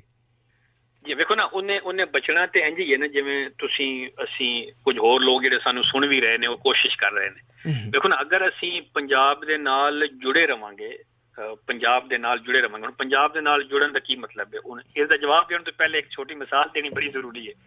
ਪਰ ਤੁਹਾਨੂੰ ਪਤਾ ਕਿ ਰਸ਼ੀਅਨ ਰੈਵੋਲੂਸ਼ਨ ਤੋਂ ਪਹਿਲੇ ਜਿਹੜੀ ਰਾਇਲ ਫੈਮਿਲੀ ਸੀ ਰੂਸ ਦੀ, ਜ਼ਾਰ ਰੂਸ ਜਿਹੜੀ ਸੀ, ਉਹ ਫ੍ਰੈਂਚ ਸਪੀਕਿੰਗ ਸਨ, ਫ੍ਰੈਂਚ ਬੋਲਦੇ ਸਨ। ਤੇ ਕਿਸੇ ਨੂੰ ਉਹਨੂੰ ਕਿਹਾ ਕਿ ਤੂੰ ਰਸ਼ੀਅਨ ਨਹੀਂ ਬੋਲਦਾ, ਤੂੰ ਹੈ ਰਸ਼ੀਅਨ ਤੇ ਤੂੰ ਫ੍ਰੈਂਚ ਬੋਲਦਾ। ਕਹਿੰਦਾ ਮੈਂ ਆਪਣੇ ਘੋੜਿਆਂ ਨਾਲ ਜੀ ਰਸ਼ੀਅਨ ਬੋਲਦਾ। ਜਰਾ ਤੁਸੀਂ ਚੈੱਕ ਕਰੋ, ਮਤਲਬ ਉਹਦਾ ਜਿਹੜਾ ਹੇਟਰਡ ਆਪਣੀ ਨੇਟਿਵ ਲੈਂਗੁਏਜ ਦੇ ਬਾਰੇ ਚੈੱਕ ਕਰੋ। ਕਹਿੰਦਾ ਮੈਂ ਆਪਣੇ ਘੋੜਿਆਂ ਨਾਲ ਰਸ਼ੀਅਨ ਬੋਲ ਲੈਂਦਾ। ਤੇ ਸੋ ਇਹ ਈਵਨ ਪੰਜਾਬ ਦਾ ਵੀ ਜਦੋਂ ਮਹਾਰਾਜਾ ਰਣਜੀਤ ਸਿੰਘ ਦਾ ਰਾਜ ਰਿਹਾ ਉਦੋਂ ਵੀ ਪੰਜਾਬੀ ਮਤਲਬ ਬੋਲੀ ਤੇ ਰਾਜ ਦਰਬਾਰ 'ਚ ਉਦੋਂ ਵੀ ਨਹੀਂ ਮਕਬੂਲ ਸੀਗੀ। ਨਹੀਂ ਵੇਖੋ ਨਾ, ਉਹ ਰਾਜ ਦਰਬਾਰ ਵਿੱਚ ਹੈ ਸੀ ਜੀ, ਕਿਉਂਕਿ ਉਹ ਸਾਰੀਆਂ ਡੀਲਿੰਗ ਤੇ ਹੁਣ ਮਹਾਰਾਜਾ ਰਣਜੀਤ ਸਿੰਘ ਨੂੰ ਪਤਾ ਨਹੀਂ ਪਰੇਸ਼ਾਨ ਆਉਂਦੀ ਵੀ ਸੀ ਕਿ ਨਹੀਂ, ਉਹ ਤੇ ਸਾਰੀਆਂ ਡੀਲਿੰਗ ਵੀ ਪੰਜਾਬੀ ਕਰਦਾ ਸੀ, ਪਰ ਸਰਕਾਰੀ ਬੋਲੀ ਤੇ ਫਾਰਸੀ ਸੀ। ਹਾਂ, ਇਹੀ ਪ੍ਰੋਬਲਮ ਹੈ। ਕਹਿ ਰਿਹਾ ਕਿ ਅਗੇਨ ਜਿਹੜੀ ਲਿਖੀ ਪੜ੍ਹੀ ਇਲੀਟ ਸੀ ਨਾ ਉਸ ਟਾਈਮ ਵੀ ਉਹਦੇ ਕੋਰਟ ਦੀ, ਉਹਨੇ ਉਸ ਟਾਈਮ ਤੇ ਵੀ ਪਰਸ਼ੀਅਨ ਰੱਖੀ ਲੈਂਗੁਏਜ। ਉਹ ਕਹਿੰਦੇ ਆ ਸਨ ਕਿ ਉਹ ਖਤ ਪਰਸ਼ੀਅਨ ਹੀ ਲਿਖਦੇ ਸਨ ਤੇ ਫਿਰ ਪੰਜਾਬੀ ਚ ਰਣਜੀਤ ਸਿੰਘ ਨੂੰ ਸਮਝਾਉਂਦੇ ਸਨ ਕਿ ਕੀ ਮਤਲਬ ਹੈ ਇਹਦਾ। ਉਹ ਜਿਹੜੇ ਸਾਡੇ ਲਾਹੌਰ ਵਾਲੇ ਉਹ ਫਕੀਰ ਸਨ ਸਾਰੇ ਤਰੇ ਜਿਹੜੇ ਉਹਦੇ ਨੇੜੇ ਤੇ ਉਹ ਉਹਦੇ ਕਰਸਪੋਂਡੈਂਸ ਕਰਦੇ ਸਨ ਆਪਣਾ ਪਰਸ਼ੀਅਨ ਵਿੱਚ, ਤੇ ਕੋਰਟ ਦੀ ਲੈਂਗੁਏਜ ਉਹਨੇ ਉਹੀ ਰੱਖੀ ਸੀ। ਉਹਨੇ ਕੋਈ ਇੰਸਟੀਟਿਊਸ਼ਨਲਾਈਜੇਸ਼ਨ, ਦੇਖੋ ਨਾ ਹੁਣ ਇੰਨਾ 40-45 ਸਾਲ ਤੇ ਰਿਹਾ ਰਾਜ, ਉਹਦੇ ਵਿੱਚ ਉਹਨੇ ਤਾਲੀਮ ਵਾਸਤੇ ਜਾਂ ਲੈਂਗੁਏਜ ਵਾਸਤੇ ਕੋਈ ਇੰਸਟੀਟਿਊਸ਼ਨਲਾਈਜੇਸ਼ਨ ਕਰਨ ਦੀ ਕੋਸ਼ਿਸ਼ ਕੀਤੀ? ਕੋਈ ਨਹੀਂ ਕੀਤੀ। ਉਹ ਜਿਹੜਾ ਸਾਡਾ ਰੂਰਲ ਸਿਸਟਮ ਚੱਲ ਰਿਹਾ ਸੀ ਮਦਰਸਿਆਂ ਦਾ, ਉਹ ਚੱਲਦਾ ਰਿਹਾ ਜ਼ਾਹਿਰ ਹੈ, ਕਿਉਂਕਿ ਉਹ ਪੰਜਾਬੀ ਸੀ ਤੇ ਉਹ ਲੋਕ ਪੜ੍ਹਦੇ ਰਹੇ ਤੇ ਸਮਝਦੇ ਰਹੇ। ਅਦਰਵਾਈਜ਼ ਉਹਨੇ ਕੋਈ ਸਟਰਕਚਰਲ ਆਰਗੇਨਾਈਜੇਸ਼ਨ, ਜਿਹੜੇ ਅਸੀਂ ਕਾਰਪੋਰੇਟ ਵਿੱਚ ਕੰਮ ਕਰਦੇ ਹਾਂ ਜਾਂ ਵੇਖਦੇ ਹਾਂ ਸਾਰੀ, ਤੁਸੀਂ ਆਪਣਾ ਦੇਸੀ ਰੇਡੀਓ ਚਲਾ ਰਹੇ ਹੋ, ਤੇ ਬਾਈ ਤੁਹਾਨੂੰ ਇੱਕ ਆਰਗੇਨਾਈਜੇਸ਼ਨਲ ਸਟਰਕਚਰ ਚਾਹੀਦਾ ਹੁੰਦਾ, ਤੁਹਾਨੂੰ ਇੱਕ ਥਾਟ ਪ੍ਰੋਸੈਸ ਚਾਹੀਦਾ ਹੁੰਦਾ ਜਿਸ ਵਿੱਚ ਤੁਸੀਂ ਚੀਜ਼ਾਂ ਨੂੰ ਸਿਮੈਂਟ ਕਰਦੇ ਹੋ। ਲੈਂਗੁਏਜ ਦੀ ਪ੍ਰੋਪਗੇਸ਼ਨ ਵੀ ਇਸੇ ਤਰ੍ਹਾਂ ਦੀ ਹੁੰਦੀ ਹੈ। ਔਰ ਉਹ ਤੇ ਨਹੀਂ ਕੀਤੀ ਨਾ ਰਣਜੀਤ ਸਿੰਘ, ਕਿਸੇ ਨੇ ਵੀ ਨਹੀਂ ਕੀਤੀ। ਅਗਰ ਤੇਰੀ ਕੋਰਟ ਦੀ ਲੈਂਗੁਏਜ ਹੀ ਨਹੀਂ ਤੂੰ ਬਦਲ ਸਕਿਆ, ਤੂੰ ਪਰਸ਼ੀਅਨ ਰੱਖੀ ਹੈ, ਤੇ ਫਿਰ ਕੀ ਰਹਿ ਗਿਆ ਪਿੱਛੇ? ਦੂਜਾ ਫਿਰ ਸਾਨੂੰ ਸਕ੍ਰਿਪਟਾਂ ਦਾ ਰੌਲਾ ਵੀ ਪੈ ਗਿਆ, ਗੁਰਮੁਖੀ ਆ ਗਈ ਤੇ ਸ਼ਾਹਮੁਖੀ ਆ ਗਈ ਤੇ ਫਿਰ ਦੇਵਨਾਗਰੀ ਆ ਗਈ। ਉਹ ਸਾਨੂੰ ਉਹਦਾ ਰੌਲਾ ਵੀ ਚੰਗਾ ਭੱਲਾ ਸਾਨੂੰ ਉਹਨੇ ਪਿੱਛੇ ਕਰ ਦਿੱਤਾ, ਕਿਉਂਕਿ ਅਸੀਂ ਕਿਸੇ ਇੱਕ ਗੱਲ ਤੇ ਫਿਰ ਡਾਇਲੈਕਟਸ ਦਾ ਡਰਾਮਾ ਸ਼ੁਰੂ ਹੋ ਗਿਆ। ਹੁਣ ਸਾਡੇ ਤੇ ਬਹੁਤ ਜ਼ਿਆਦਾ ਉਹ ਸਰਾਇਕੀ ਦਾ ਤੇ ਪੰਜਾਬੀ ਦਾ ਇੱਕ ਰੌਲਾ ਪਿਆ ਹੈ। ਉਹ ਮਤਲਬ ਡਾਇਲੈਕਟ ਤੇ ਦੂਜੀ ਜ਼ਬਾਨ ਉਹ ਆਉਂਦੀ ਹੈ ਜਿਹਨੂੰ ਸਮਝਣ ਵਾਸਤੇ ਤੁਹਾਨੂੰ ਟਰਾਂਸਲੇਟਰ ਦੀ ਲੋੜ ਹੋਏ, ਜਿਸ ਵਾਸਤੇ ਟਰਾਂਸਲੇਟਰ ਦੀ ਲੋੜ ਨਹੀਂ ਹੈ ਉਹ ਦੂਜੀ ਜ਼ਬਾਨ ਨਹੀਂ ਹੁੰਦੀ। ਸਹੀ ਗੱਲ। ਉਹਦੇ ਵਿੱਚ ਡਾਇਲੈਕਟ ਜਿਹੜੇ ਨੇ ਉਹਨਾਂ ਨੂੰ ਜ਼ਬਾਨਾਂ ਬਣਾਉਣੀਆਂ ਸ਼ੁਰੂ ਕਰ ਦਿੱਤੀਆਂ ਲੋਕਾਂ ਨੇ। ਸੋ ਇਹ ਜਿਹੜਾ ਤੁਸੀਂ ਕਹਿ ਰਹੇ ਹੋ ਨਾ ਕਿ ਪੀਜ਼ੇ ਵੀ ਖਾਣ ਲੋਕ, ਪੈਂਟਾਂ ਪਾਣ, ਜੋ ਮਰਜ਼ੀ ਪਾਣ, ਲੇਕਿਨ ਅਗਰ ਉਹ ਆਪਣੇ ਆਪ ਨੂੰ ਪੰਜਾਬੀ ਸਮਝਦੇ ਨੇ ਤੇ ਦੋ ਕੰਮ ਤੇ ਉਹਨਾਂ ਨੂੰ ਜ਼ਰੂਰ ਕਰਨੇ ਚਾਹੀਦੇ ਨੇ। ਪਹਿਲੀ ਗੱਲ ਇਹ ਕਿ ਪੰਜਾਬੀ ਆਇਡੈਂਟੀਟੀ ਬਣਦੀ ਹੈ ਭਾਈ ਇਹ ਸਾਰੀਆਂ ਜਿਹਨੂੰ ਅਸੀਂ ਕਹਿੰਦੇ ਹਾਂ ਲੋਕ ਬਾਣੀ ਤੇ ਸੂਫੀ ਬਾਣੀ ਤੇ ਗੁਰਬਾਣੀ ਤੇ ਭਗਤੀ ਟ੍ਰੈਡੀਸ਼ਨ ਤੇ ਜਿਹੜੀ ਸਾਡੀ ਹਿੰਦੂ ਭਗਤੀ ਟ੍ਰੈਡੀਸ਼ਨ ਹੈ। ਸੋ ਇਹ 4-5 ਟ੍ਰੈਡੀਸ਼ਨ ਨੇ ਨਾ ਜੀ, ਫੋਕਲੋਰ ਦੀਆਂ, ਸੂਫੀ ਹੈਰੀਟੇਜ ਦੀਆਂ, ਗੁਰੂਆਂ ਦੀਆਂ ਔਰ ਜੋਗੀਆਂ ਭਗਤਾਂ ਦੀਆਂ। ਜਦੋਂ ਤੱਕ ਉਹਦੀ ਸਮਝ ਨਹੀਂ ਹੈ ਨਾ ਜੀ, ਉਦੋਂ ਤੱਕ ਤੁਸੀਂ ਪੰਜਾਬ ਨੂੰ ਨਹੀਂ ਸਮਝ ਸਕਦੇ। ਸੋ ਜਿਹੜਾ ਪੰਜਾਬੀ ਹੋਣ ਦਾ ਦਾਅਵਾ ਕਰਦਾ ਉਹਨੂੰ ਇਹ ਚਾਰੋਂ ਚੀਜ਼ਾਂ ਪੜ੍ਹਨੀਆਂ ਚਾਹੀਦੀਆਂ ਨੇ। ਇਹ ਨਹੀਂ ਕਿ ਸਿਰਫ ਗੁਰਬਾਣੀ ਪੜ੍ਹ ਰਿਹਾ ਤੇ ਸੂਫੀ ਬਾਣੀ ਪੜ੍ਹੇ ਹੀ ਨਾ, ਜਾਂ ਉਹ ਸਿਰਫ ਜਿਹੜਾ ਸਾਡੇ ਬੁੱਲੇ ਸ਼ਾਹ ਤੇ ਵਾਰਿਸ ਸ਼ਾਹ ਹੀ ਪੜ੍ਹ ਰਿਹਾ ਤੇ ਉਹ ਆਪਣੇ ਗੁਰੂਆਂ ਦੀ ਗੱਲ ਹੀ ਕੋਈ ਨਹੀਂ ਪੜ੍ਹ ਰਿਹਾ। ਸੋ ਇਸੇ ਤਰ੍ਹਾਂ ਉਹ ਜੋਗੀਆਂ ਦੀ ਜਿਹੜੀ ਟ੍ਰੈਡੀਸ਼ਨ ਹੈ ਉਹਨੂੰ ਸਮਝਣ ਦੀ ਕੋਸ਼ਿਸ਼ ਨਹੀਂ ਕਰ ਰਿਹਾ। ਸੋ ਇਹ ਜਿਹੜੀਆਂ ਸਾਰੀਆਂ ਟ੍ਰੈਡੀਸ਼ਨਸ ਨਹੀਂ ਸਮਝੇਗਾ। ਸੋ ਪਹਿਲਾ ਕੰਮ ਤੇ ਹੈ ਕਿ ਆਪਣਾ ਜਿੱਥੇ ਤੁਸੀਂ ਜਾਣਦੇ ਹੋ ਉਹਨੂੰ ਤੇ ਸਮਝਣ ਦੀ ਕੋਸ਼ਿਸ਼ ਕਰੋ ਨਾ। ਫਿਰ ਭਾਵੇਂ ਪੈਂਟ ਪਾਈ ਰੱਖੋ ਭਾਈ, ਜੋ ਮਰਜ਼ੀ ਪਾਈ ਰੱਖੋ ਤੇ ਪੀਜ਼ੇ ਖਾਂਦੇ ਰਹੋ। ਉਹ ਵੇਖੋ ਇਹ ਜਿਹੜੀਆਂ ਚੀਜ਼ਾਂ ਨੇ ਨਾ, ਰੋਟੀ ਤੇ ਇਹ ਮੇਰੇ ਵਾਸਤੇ ਕੋਈ ਕਲਚਰ ਦੀ ਬਹੁਤ ਵੱਡੀ ਮੈਨੀਫੈਸਟੇਸ਼ਨ ਹੈ ਨਹੀਂ। ਦੇਖੋ ਇਹ ਸਾਡੀਆਂ ਮਜਬੂਰੀਆਂ ਸਨ ਨਾ, ਮਤਲਬ ਅਸੀਂ ਗੰਢਿਆਂ ਨਾਲ ਖਾਂਦੇ ਸਾਂ ਜਾਂ ਅਸੀਂ ਨਾਨਾ ਰੋਟੀਆਂ ਪਕਾ ਕੇ ਉੱਤੇ ਵਿੱਚ ਸ਼ੱਕਰ ਪਾ ਕੇ ਤੇ ਦੇਸੀ ਦੋਜ ਖਾ ਕੇ, ਸਾਡੇ ਕੋਲ ਹੋਰ ਸ਼ੈ ਹੀ ਕੋਈ ਨਹੀਂ ਸੀ। ਸਹੀ ਗੱਲ। ਦੇਖੋ ਨਾ, ਕਿਉਂਕਿ ਇਹ ਐਵੋਲੂਸ਼ਨ ਹੋਇਆ ਨਾ ਜੀ, ਸਾਡੇ ਕੋਲ ਥੋੜ ਸੀ, ਸਾਡੀਆਂ ਜ਼ਮੀਨਾਂ ਇੰਨੀਆਂ ਜ਼ਰਖੇਜ਼ ਨਹੀਂ ਸਨ ਗੋਰੇ ਦੇ ਆਉਣ ਤੋਂ ਪਹਿਲੇ ਤਾਂ। ਇਹ ਤੇ ਜਦੋਂ ਕਨਾਲ ਕਲੋਨੀਆਂ ਬਣੀਆਂ ਤੇ ਨਹਿਰਾਂ ਕੱਢੀਆਂ ਉਹਨੇ ਤੇ ਥੋੜੀ ਸਾਡੀ ਪ੍ਰੋਡਕਸ਼ਨ ਸ਼ੁਰੂ ਹੋਈ। ਵਰਨਾ ਤੇ ਤੁਹਾਨੂੰ ਪਤਾ ਪੁਰਾਣੀ ਜ਼ਮੀਨਾਂ ਸਨ ਸਾਰੀਆਂ ਤੇ ਕਿੰਨੀ ਕਣਕ ਹੋ ਜਾਂਦੀ ਸੀ ਉਹਦੇ ਵਿੱਚ, ਉਹਦੇ ਵਿੱਚ ਸੇਪੀਆਂ ਨੂੰ ਵੀ ਦੇਣੀ ਹੁੰਦੀ ਸੀ ਤੇ ਉਹ ਜੋ ਲੱਭਦਾ ਸੀ ਸਾਨੂੰ ਉਸ ਨਾਲ ਅਸੀਂ ਖਾ ਲੈਂਦੇ ਸਾਂ। ਸੋ ਇਹ ਜਿਹੜੀਆਂ ਚੀਜ਼ਾਂ ਇਹ ਡਿਵੈਲਪ ਹੋਈਆਂ ਨੇ ਨਾ ਜੀ ਖਾਣ ਪੀਣ ਵਾਲੀਆਂ, ਇਹ ਦੇਖੋ ਇਹ ਤੇ ਡਿਵੈਲਪ ਹੋਈਆਂ ਨੇ ਤੁਹਾਡੀ ਜ਼ਰੂਰਤ ਤੋਂ, ਤੁਹਾਡੇ ਕੋਲ ਜਿਤਨੇ ਵਸਾਇਲ ਰਿਸੋਰਸਿਸ ਹੈ ਸਨ ਉਹਦੇ ਨਾਲ। ਸੋ ਇਹਨੂੰ ਮੈਂ ਕੋਈ ਉਹ ਸਾਡੀ ਕਲਚਰ ਦਾ ਇੱਕ ਸਿਨੇਮੈਟੋਗ੍ਰਾਫਿਕ ਪਾਰਟ ਜ਼ਰੂਰ ਹੈ। ਸੋਹਣਾ ਲੱਗਦਾ ਨਾ, ਮਤਲਬ ਟੀਵੀ 'ਚ, ਰੇਡੀਓ 'ਚ ਗਾਣਿਆਂ ਦੇ ਪਿੱਛੇ ਮੱਕੀ ਦੀ ਰੋਟੀ ਤੇ ਸਰੋਂ ਦਾ ਸਾਗ। ਹਾਂਜੀ ਉਹ ਇੱਕ ਬਣ ਗਿਆ ਨਾ ਜੀ। ਹੁਣ ਕੌਣ ਖਾਏਗਾ? ਹੋ ਸਕਦਾ ਹੈਲਥ ਵਾਈਜ਼ ਹੀ ਅਲਾਉਡ ਨਾ ਹੋਵੇ ਸਾਨੂੰ। ਜਿਹੜਾ ਹੁਣ ਲਾਈਫ ਸਟਾਈਲ ਸਾਡਾ ਆ ਗਿਆ ਉਹਦੇ ਵਿੱਚ ਦੇਸੀ ਘਿਓ ਅਸੀਂ ਖਾਈਏ ਤੇ ਪਤਾ ਨਹੀਂ ਅਸੀਂ 40 ਵੀ ਨਾ ਟੱਪ ਸਕੀਏ। ਬਿਲਕੁਲ। ਲੇਕਿਨ ਕਿਉਂਕਿ ਸੈਡੈਂਟਰੀ ਸਟਾਈਲ ਹੈ। ਸੋ ਉਹ ਕੋਈ ਬਹੁਤ ਵੱਡੀ ਮੇਰੇ ਵਾਸਤੇ ਉਹ ਇੱਕ ਸਰਫੇਸ ਲੈਵਲ ਹੈ। ਅਸਲ ਲੈਵਲ ਹੈ ਕਿ ਉਹ ਸਰਫੇਸ ਦੇ ਪਿੱਛੇ ਜਿਹੜੀ ਤੁਹਾਡਾ ਕਨੈਕਸ਼ਨ ਹੈ ਨਾ ਆਪਣੇ ਕਲਚਰ ਨਾਲ, ਆਪਣੀ ਲੈਂਡ ਨਾਲ, ਆਪਣੀ ਨੇਟਿਵਿਟੀ ਨਾਲ, ਆਪਣੀ ਉਹ ਨੇਟਿਵਿਟੀ ਦੀ ਸਾਰੀ ਇਨਕਲੂਸਿਵ ਕਨੈਕਸ਼ਨ ਦੇ ਨਾਲ, ਉਹ ਬੜਾ ਜ਼ਰੂਰੀ ਹੈ। ਤੇ ਉਹ ਜਦੋਂ ਅਸੀਂ ਗੱਲ ਕੀਤੀ ਸੀ ਨਾ ਜੀ ਰਾਂਝੇ ਦੀ, ਤੇ ਉਹ ਜਦੋਂ ਉਹ ਰਾਂਝੇ ਕੋ ਪੁੱਛਦੀ ਹੈ ਨਾ ਤੇਰੇ ਕੌਣ ਵਤਨ, ਤੇ ਰਾਂਝਾ ਉਹਨੂੰ ਬੜਾ ਇੱਕ ਇੰਟਰਸਟਿੰਗ ਜਵਾਬ ਦਿੰਦਾ ਅੱਗੇ ਜਾ ਕੇ। ਉਹ ਤੁਹਾਨੂੰ ਉਹ ਕਨੈਕਟ ਹੋਏਗਾ ਸੀ ਕਿ ਉਹ ਗੱਲ ਜਿਹੜੀ ਅਸੀਂ ਕਰ ਰਹੇ ਹਾਂ। ਉਹ ਰਾਂਝਾ ਉਹਨੂੰ ਕਹਿੰਦਾ ਕਿ ਰਾਂਝਾ ਆਖਦਾ, ਹੁਣ ਇਹਨੂੰ ਕਹਿੰਦਾ ਰਾਂਝਾ ਆਖਦਾ ਖਿਆਲ ਨਾ ਪਾਓ ਮੇਰੇ, ਪਰ ਮੈਨੂੰ ਛੱਡ ਦੇ, ਮੇਰੇ ਪਿੱਛੇ ਨਾ ਪੈ। ਰਾਂਝਾ ਆਖਦਾ ਖਿਆਲ ਨਾ ਪਾਓ ਮੇਰੇ, ਸੱਪ ਸ਼ੀ ਫਕੀਰ ਦਾ ਦੇਸ ਕਿਆ। ਉਹ ਕਹਿੰਦਾ ਕਿ ਸੱਪ ਦਾ ਤੇ ਟਾਈਗਰ ਦਾ, ਜਿਹੜਾ ਸ਼ੇਰ ਦਾ ਤੇ ਫਕੀਰ ਦਾ ਕੋਈ ਦੇਸ ਨਹੀਂ ਹੁੰਦਾ। ਜਿੱਥੇ ਮਰਜ਼ੀ ਸੱਪ ਟੁੱਟ ਜਾਏ। ਸੱਪ ਕਿਉਂਕਿ ਸਾਡੀ ਦੇਖੋ ਨਾ ਕਲਚਰਲ ਹੈਰੀਟੇਜ ਸੱਪ ਦੇ ਬਾਰੇ ਬੜੀ ਕਲ ਯੁੱਗ ਦੇ ਵਿੱਚ ਔਰ ਜਿਹੜੇ ਪਿਛਲੇ ਯੁੱਗ ਨੇ, ਸੱਪ ਦੀ ਬੜੀ ਇੱਕ ਕਲਚਰਲ ਮੈਥੋਲੋਜੀਕਲ ਪੋਜੀਸ਼ਨ ਹੈ ਸਾਡੇ। ਉਹ ਵੇਖੋ ਨਾ 100 ਸਾਲ ਬਾਅਦ ਬਦਲ ਲੈਂਦਾ ਆਪਣਾ। ਨਾਲੇ ਹਰ ਜਿਹੜੇ ਵੀ ਪੀਰ ਅਵਤਾਰ ਹੋਇਆ ਸਭ ਦੇ ਸਿਰ ਤੇ ਸੱਪ ਦੀ ਛਾਇਆ ਵੀ ਜ਼ਰੂਰ ਦਿਖਾਈ ਗਈ ਹੈ ਲਗਭਗ। ਐਬਸੋਲੂਟ। ਤੁਸੀਂ ਦੇਖੋ ਨਾ ਕਿਉਂਕਿ ਉਹ ਬੜਾ ਸਾਡੀ ਹਿਸਟਰੀ ਦਾ ਬੜਾ ਮੈਥੋਲੋਜੀ ਦਾ ਬੜਾ ਇੰਟਰਸਟਿੰਗ ਕਰੈਕਟਰ ਹੈ। ਤੇ ਉਹ ਕਹਿੰਦਾ ਕਿ ਸੱਪ ਸ਼ੀ ਤੇ ਫਕੀਰ ਦਾ ਦੇਸ਼ ਕਿਹੜਾ ਹੁੰਦਾ। ਤੇ ਨਾਲ ਜ਼ਰਾ ਲਾਈਨ ਵੇਖੋ, ਉਹ ਕਹਿੰਦਾ ਹੁਣ ਆਪਣੀ ਆਇਡੈਂਟੀਟੀ ਦੱਸ ਰਿਹਾ ਉਹ ਕਹਿੰਦਾ ਵਤਨ ਦਮਾਂ ਦੇ ਨਾਲ ਤੇ ਜ਼ਾਤ ਜੋਗੀ। ਕਹਿੰਦਾ ਕਿ ਵਤਨ ਦਮਾ, ਮੈਂ ਜੂੰਦਾ ਤੇ ਉਹੀ ਮੇਰਾ ਵਤਨ, ਜਿੱਥੇ ਮੈਂ ਬੈਠਾ ਇਹੀ ਮੇਰਾ ਵਤਨ ਹੈ। ਵਤਨ ਦਮਾਂ ਦੇ ਨਾਲ, ਜਿੱਥੇ ਮੈਨੂੰ ਸਾਹ ਆ ਰਿਹਾ ਉਹੀ ਮੇਰਾ ਵਤਨ ਹੈ। ਉਹ ਕਹਿੰਦਾ ਕਿ ਵਤਨ ਦਮਾਂ ਦੇ ਨਾਲ ਤੇ ਜ਼ਾਤ ਜੋਗੀ, ਸਾਨੂੰ ਸਾਕ ਕਬੀਲੜਾ ਖੇਸ਼ ਕਿਆ। ਮੈਂ ਤੇ ਜੋਗੀ ਆ, ਮੇਰੇ ਕਿਹੜੇ ਸਾਗ ਤੇ ਮੇਰਾ ਕਿਹੜੀ ਜ਼ਾਤ ਤੇ ਕਿਹੜਾ ਕਬੀਲਾ ਤੇ ਕਿਹੜੇ ਮੇਰੇ ਲੱਗਦੇ ਲਿੰਦੇ, ਮੈਂ ਤੇ ਜੋਗੀ ਆਦਮੀ ਆ, ਜਿੱਥੇ ਬਹਿ ਗਿਆ ਮੈਂ ਉਹੀ ਮੇਰਾ ਵਤਨ। ਸੋ ਐਵੇਂ ਹੁਣ ਜਿਹੜੀ ਹੁਣ ਇੱਕ ਕਦੋਂ ਗੱਲ ਹੋ ਰਹੀ ਹੈ ਤੇ ਗਲੋਬਲਾਈਜੇਸ਼ਨ ਉੱਥੋਂ ਆ ਰਹੀ ਹੈ। ਸੋ ਪੰਜਾਬ ਨੂੰ ਅਗਰ ਪੜ੍ਹੋ ਤੁਸੀਂ ਤੇ ਉਹ ਸਾਨੂੰ ਉਦੋਂ ਪਤਾ ਲੱਗਦਾ ਕਿ ਜਿਹੜੀ ਤੁਹਾਡੀ ਸਾਡੀ ਇੰਟੈਲੈਕਚੁਅਲ ਟ੍ਰੈਡੀਸ਼ਨ ਹੈ, ਸਾਡੀ ਸੋਚ ਵਿਚਾਰ ਦੀ ਟ੍ਰੈਡੀਸ਼ਨ ਹੈ, ਉਹ ਕਿੰਨੀ ਸਟਰੋਂਗ ਹੈ ਔਰ ਉਹ ਕਿੰਨੀ, ਅਗੇਨ ਮੈਂ ਬਾਰ-ਬਾਰ ਲਫ਼ਜ਼ ਦੁਬਾਰਾ ਯੂਜ਼ ਕਰਦਾ, ਉਹ ਕਿਤਨੀ ਇਨਕਲੂਸਿਵ ਹੈ। ਕਿਉਂਕਿ ਉਹਦੇ ਵਿੱਚ ਤੁਸੀਂ ਇਹਦੇ ਵਿੱਚ ਸ਼ਿਆਮ ਦੇ ਔਰ ਕਿੰਨੇ ਉਹ ਬਾਂਸਰੀ ਦੇ ਔਰ ਕਿਵੇਂ ਉਹਨੂੰ ਕਨੈਕਟ ਕਰ ਰਿਹਾ ਆ ਕੇ ਆਪਣੀ ਟ੍ਰੈਡੀਸ਼ਨ ਦੇ ਨਾਲ ਵਾਰਿਸ ਸ਼ਾਹ, ਉਹ ਪੜ੍ਹਨ ਨਾਲ। ਸੋ ਜਿਹੜੀਆਂ ਇਹ ਮੈਨੀਫੈਸਟੇਸ਼ਨ ਜਿਹੜੀਆਂ ਘਟ ਰਹੀਆਂ ਨੇ ਉਹਦੇ ਨਾਲ ਫਰਕ ਨਹੀਂ ਪੈਂਦਾ ਜੀ ਕਿ ਸਾਗ ਹੋਏ ਜਾਂ ਨਾ ਹੋਏ। ਅਗਰ ਬੰਦੇ ਨੂੰ ਆਪਣੇ ਪੰਜਾਬ ਦਾ ਪਤਾ ਹੈ ਨਾ ਕਿ ਕਿਸੇ ਟਾਈਮ ਤੇ ਅਸੀਂ ਸਾਗ ਵੀ ਖਾਂਦੇ ਸਾਂ, ਠੀਕ ਹੈ, ਤੇ ਹਲ ਕਿਵੇਂ ਵਾਹੁੰਦੇ ਸਾਂ ਅਸੀਂ ਔਰ ਲੋਕ ਕਿਵੇਂ ਰਹਿੰਦੇ ਸਨ, ਤੇ ਉਹਦੀ ਜੁੜਤ ਰਹੇਗੀ। ਔਰ ਇਸ ਜੁੜਤ ਨੂੰ ਰਹਿਣ ਵਾਸਤੇ ਅਗਰ ਉਹਨੇ ਸਮਝਣਾ ਕਿ ਪੰਜਾਬ ਕੀ ਸੀ, ਤੇ ਉਹਨੂੰ ਅਗਰ ਜ਼ਬਾਨ ਨਹੀਂ ਆਉਂਦੀ ਮੁਰਸ਼ਦ ਤੇ ਉਹ ਪੰਜਾਬ ਨੂੰ ਆਪਣੇ ਦੇਸ਼ ਨੂੰ ਸਮਝ ਨਹੀਂ ਸਕੇਗਾ। ਕਿਉਂਕਿ ਜਿਹੜੀ ਓਰਲ ਟ੍ਰੈਡੀਸ਼ਨ ਹੈ, ਫੋਕਲੋਰ ਹੁੰਦੀ ਹੈ, ਉਹ ਆਪਣੀ ਜ਼ਬਾਨ ਵਿੱਚ ਹੁੰਦੀ ਹੈ। ਉਹ ਜਿਹੜੇ ਲੋਕ ਪੜ੍ਹੇ ਲਿਖੇ ਨਹੀਂ ਹੁੰਦੇ ਨੇ, ਜਿਹੜੇ ਲਿਖਤ ਨਹੀਂ ਕਰ ਸਕਦੇ, ਉਹ ਉਹਨਾਂ ਦੇ ਦਿਲ ਦੀ ਗੱਲ ਹੁੰਦੀ, ਤਾਂ ਹੀ ਉਹ ਸੱਚੀ ਵੀ ਹੁੰਦੀ ਹੈ। ਕਿਉਂਕਿ ਉਹ ਕੋਈ ਸਾਡੇ ਅਖਾਣ, ਸਾਡੀਆਂ ਬੋਲੀਆਂ, ਸਾਡੇ ਟੱਪੇ, ਮਾਹੀਏ, ਉਹ ਸਿੱਧੀ ਸਿੱਧੀ ਗੱਲ ਕਰਦੇ ਸਨ। ਉਹ ਇਹ ਨਹੀਂ ਸਨ ਵੇਖਦੇ ਕਿ ਇਹਦੀ ਪੋਲੀਟੀਕਲ ਕਨੋਟੇਸ਼ਨਸ ਕੀ ਹੋਣਗੀਆਂ ਅਗਰ ਮੈਂ ਲਿਖ ਦਾਂਗਾ ਕਿਤਾਬ ਵਿੱਚ। ਮਹਿਮੂਦ ਅਵਾਨ ਜੀ, ਤੁਹਾਡੇ ਕੋਲ ਜਿੱਦਾਂ ਕਹ ਲਓ ਵੀ ਇਸ ਚੀਜ਼ ਦਾ ਖਜ਼ਾਨਾ ਵਾ ਔਰ ਤੁਹਾਡੇ ਕੋਲ ਜਾਣਕਾਰੀ ਬਹੁਤ ਜ਼ਿਆਦਾ, ਪਰ ਅਨਫੋਰਚੂਨੇਟਲੀ ਹੁਣ ਟਾਈਮ ਸਾਡਾ ਨੀਅਰਲੀ ਮੁੱਕਣ ਵਾਲਾ। ਮੇਰੇ ਕੋਲ 2 ਸਵਾਲ ਨੇ, ਥੋੜ੍ਹਾ ਉਹਨਾਂ ਦਾ ਸੰਖੇਪ ਦੇ ਵਿੱਚ ਜਵਾਬ ਦਿਓ। ਜਦੋਂ ਅਸੀਂ ਗੱਲ ਕਰਦੇ ਹਾਂ ਵਤਨ ਦਮਾਂ ਦੇ ਨਾਲ, ਜਿਹੜੀ ਗੱਲ ਕੀਤੀ ਰਾਂਝੇ ਦੀ, ਹੁਣ ਜਿਹੜੀ ਸਾਡੀ ਇੱਥੋਂ ਦੀ ਜਨਰੇਸ਼ਨ ਆ, 3rd 4th ਜਨਰੇਸ਼ਨ ਇੱਥੋਂ ਦੀ ਬੋਰਨ ਆ, ਉਹਨੂੰ ਚੰਗੀ ਤਰ੍ਹਾਂ ਪੰਜਾਬੀ ਵੀ ਨਹੀਂ ਆਉਂਦੀ, ਅੰਗਰੇਜ਼ੀ ਬੋਲਦੀ ਆ, ਅੰਗਰੇਜ਼ੀ ਖਾਣੇ ਖਾਂਦੀ ਆ, ਅੰਗਰੇਜ਼ੀ ਮਿਊਜ਼ਿਕ ਸੁਣਦੀ ਆ, ਅੰਗਰੇਜ਼ੀ ਵੇਸ਼ਭੂਸ਼ਾ, ਅੰਗਰੇਜ਼ੀ ਤਰ੍ਹਾਂ ਦਾ ਉਹਨਾਂ ਦਾ। ਉਹ ਕੀ ਪੰਜਾਬੀਅਤ ਨਾਲ ਕਿੱਦਾਂ ਜੁੜਨਗੇ? ਕੀ ਉਹ ਆਪਣੇ ਆਪ ਨੂੰ ਪੰਜਾਬੀ ਕਹਾਉਣਗੇ ਜਾਂ ਉਹ ਕਿਸ ਤਰ੍ਹਾਂ ਹੋਊਗਾ? ਵੇਖੋ, ਉਹਦੇ ਵਿੱਚ ਪਹਿਲਾਂ ਤੇ ਕਸੂਰ ਮਾਪਿਆਂ ਦਾ ਨਾ ਜੀ। ਜਿਹੜੇ ਲੋਕ ਇੱਥੇ ਆਏ ਨੇ, ਮੈਂ ਉਹ ਜਿਹੜੀ ਉਤਪਲ ਦੱਤ ਵਾਲੀ ਗੱਲ ਤੁਹਾਨੂੰ ਦੁਬਾਰਾ ਸੁਣਨੀ ਪਏਗੀ ਕਿ ਉਹਨਾਂ ਨੂੰ ਕੋਈ ਕੌਨਸ਼ੀਅਸ ਗਾਰਡੀਅਨ ਨਹੀਂ ਸਨ। ਉਹ ਸਿਰਫ ਰੋਟੀ ਕਮਾਉਣ ਆਏ ਨੇ। ਉਹਨਾਂ ਕਿਹਾ ਪੈਸਾ ਕਮਾ ਲਈਏ ਤੇ ਕਲਚਰਲ ਆਈਡੈਂਟੀਟੀ ਤੇ ਜਿਹੜੀ ਰਿਲੀਜੀਅਸ ਆਈਡੈਂਟੀਟੀ ਹੈ ਉਹ ਜਾਂਦੀ ਰਹੇਗੀ। ਸੋ 2 ਕੰਮ ਹੋਏ ਨੇ, ਔਰ ਇਹ ਸਾਰੀ ਕਮਿਊਨਿਟੀਜ਼ ਨਾਲ ਹੋਏ ਨੇ, ਹਿੰਦੂਆਂ ਨਾਲ, ਸਿੱਖਾਂ ਨਾਲ, ਪੰਜਾਬੀ ਮੁਸਲਮਾਨਾਂ ਨਾਲ, ਇਹ ਸਾਰਿਆਂ ਨਾਲ ਹੋਏ ਨੇ। ਬਲਕਿ ਪੰਜਾਬੀ ਮੁਸਲਮਾਨ ਤੇ ਸਭ ਤੋਂ ਜ਼ਿਆਦਾ ਮੇਰਾ ਖਿਆਲ ਅਫੈਕਟ ਹੋਏ ਨੇ ਇਸ ਸਾਰੇ ਤੋਂ। ਅੱਛਾ, ਹੋਇਆ ਕੀ ਹੈ ਕਿ ਉਹ ਮਾਂ ਪਿਓ ਆਏ ਤੇ ਰੋਟੀ ਕਮਾਉਣ, ਟੈਕਸੀਆਂ ਚਲਾਓ ਤੇ ਇੱਕ ਘਰ ਦੇ 2 ਤੇ 2 ਦੇ 3 ਬਣਾ ਲਓ, ਤੇ ਇਹ ਨਹੀਂ ਵੇਖਣਾ ਵਾ ਪੁੱਤਰ ਨੂੰ ਪਿੱਛੇ ਦਾ ਵੀ ਪਤਾ, ਲੈ ਕੇ ਨਹੀਂ ਜਾਣਾ ਉਹਨੂੰ 10-10 ਸਾਲ, 6-6 ਸਾਲ, ਠੀਕ ਹੈ ਜੀ, ਕਿਉਂਕਿ ਉਹਨੂੰ ਪਤਾ ਹੀ ਨਹੀਂ ਲੱਗਣਾ ਦੇਣਾ ਪਿੱਛੇ ਕਿ ਉਹ ਟਿਕਟ ਦੇ ਪੈਸੇ ਪੈਂਦੇ ਨੇ।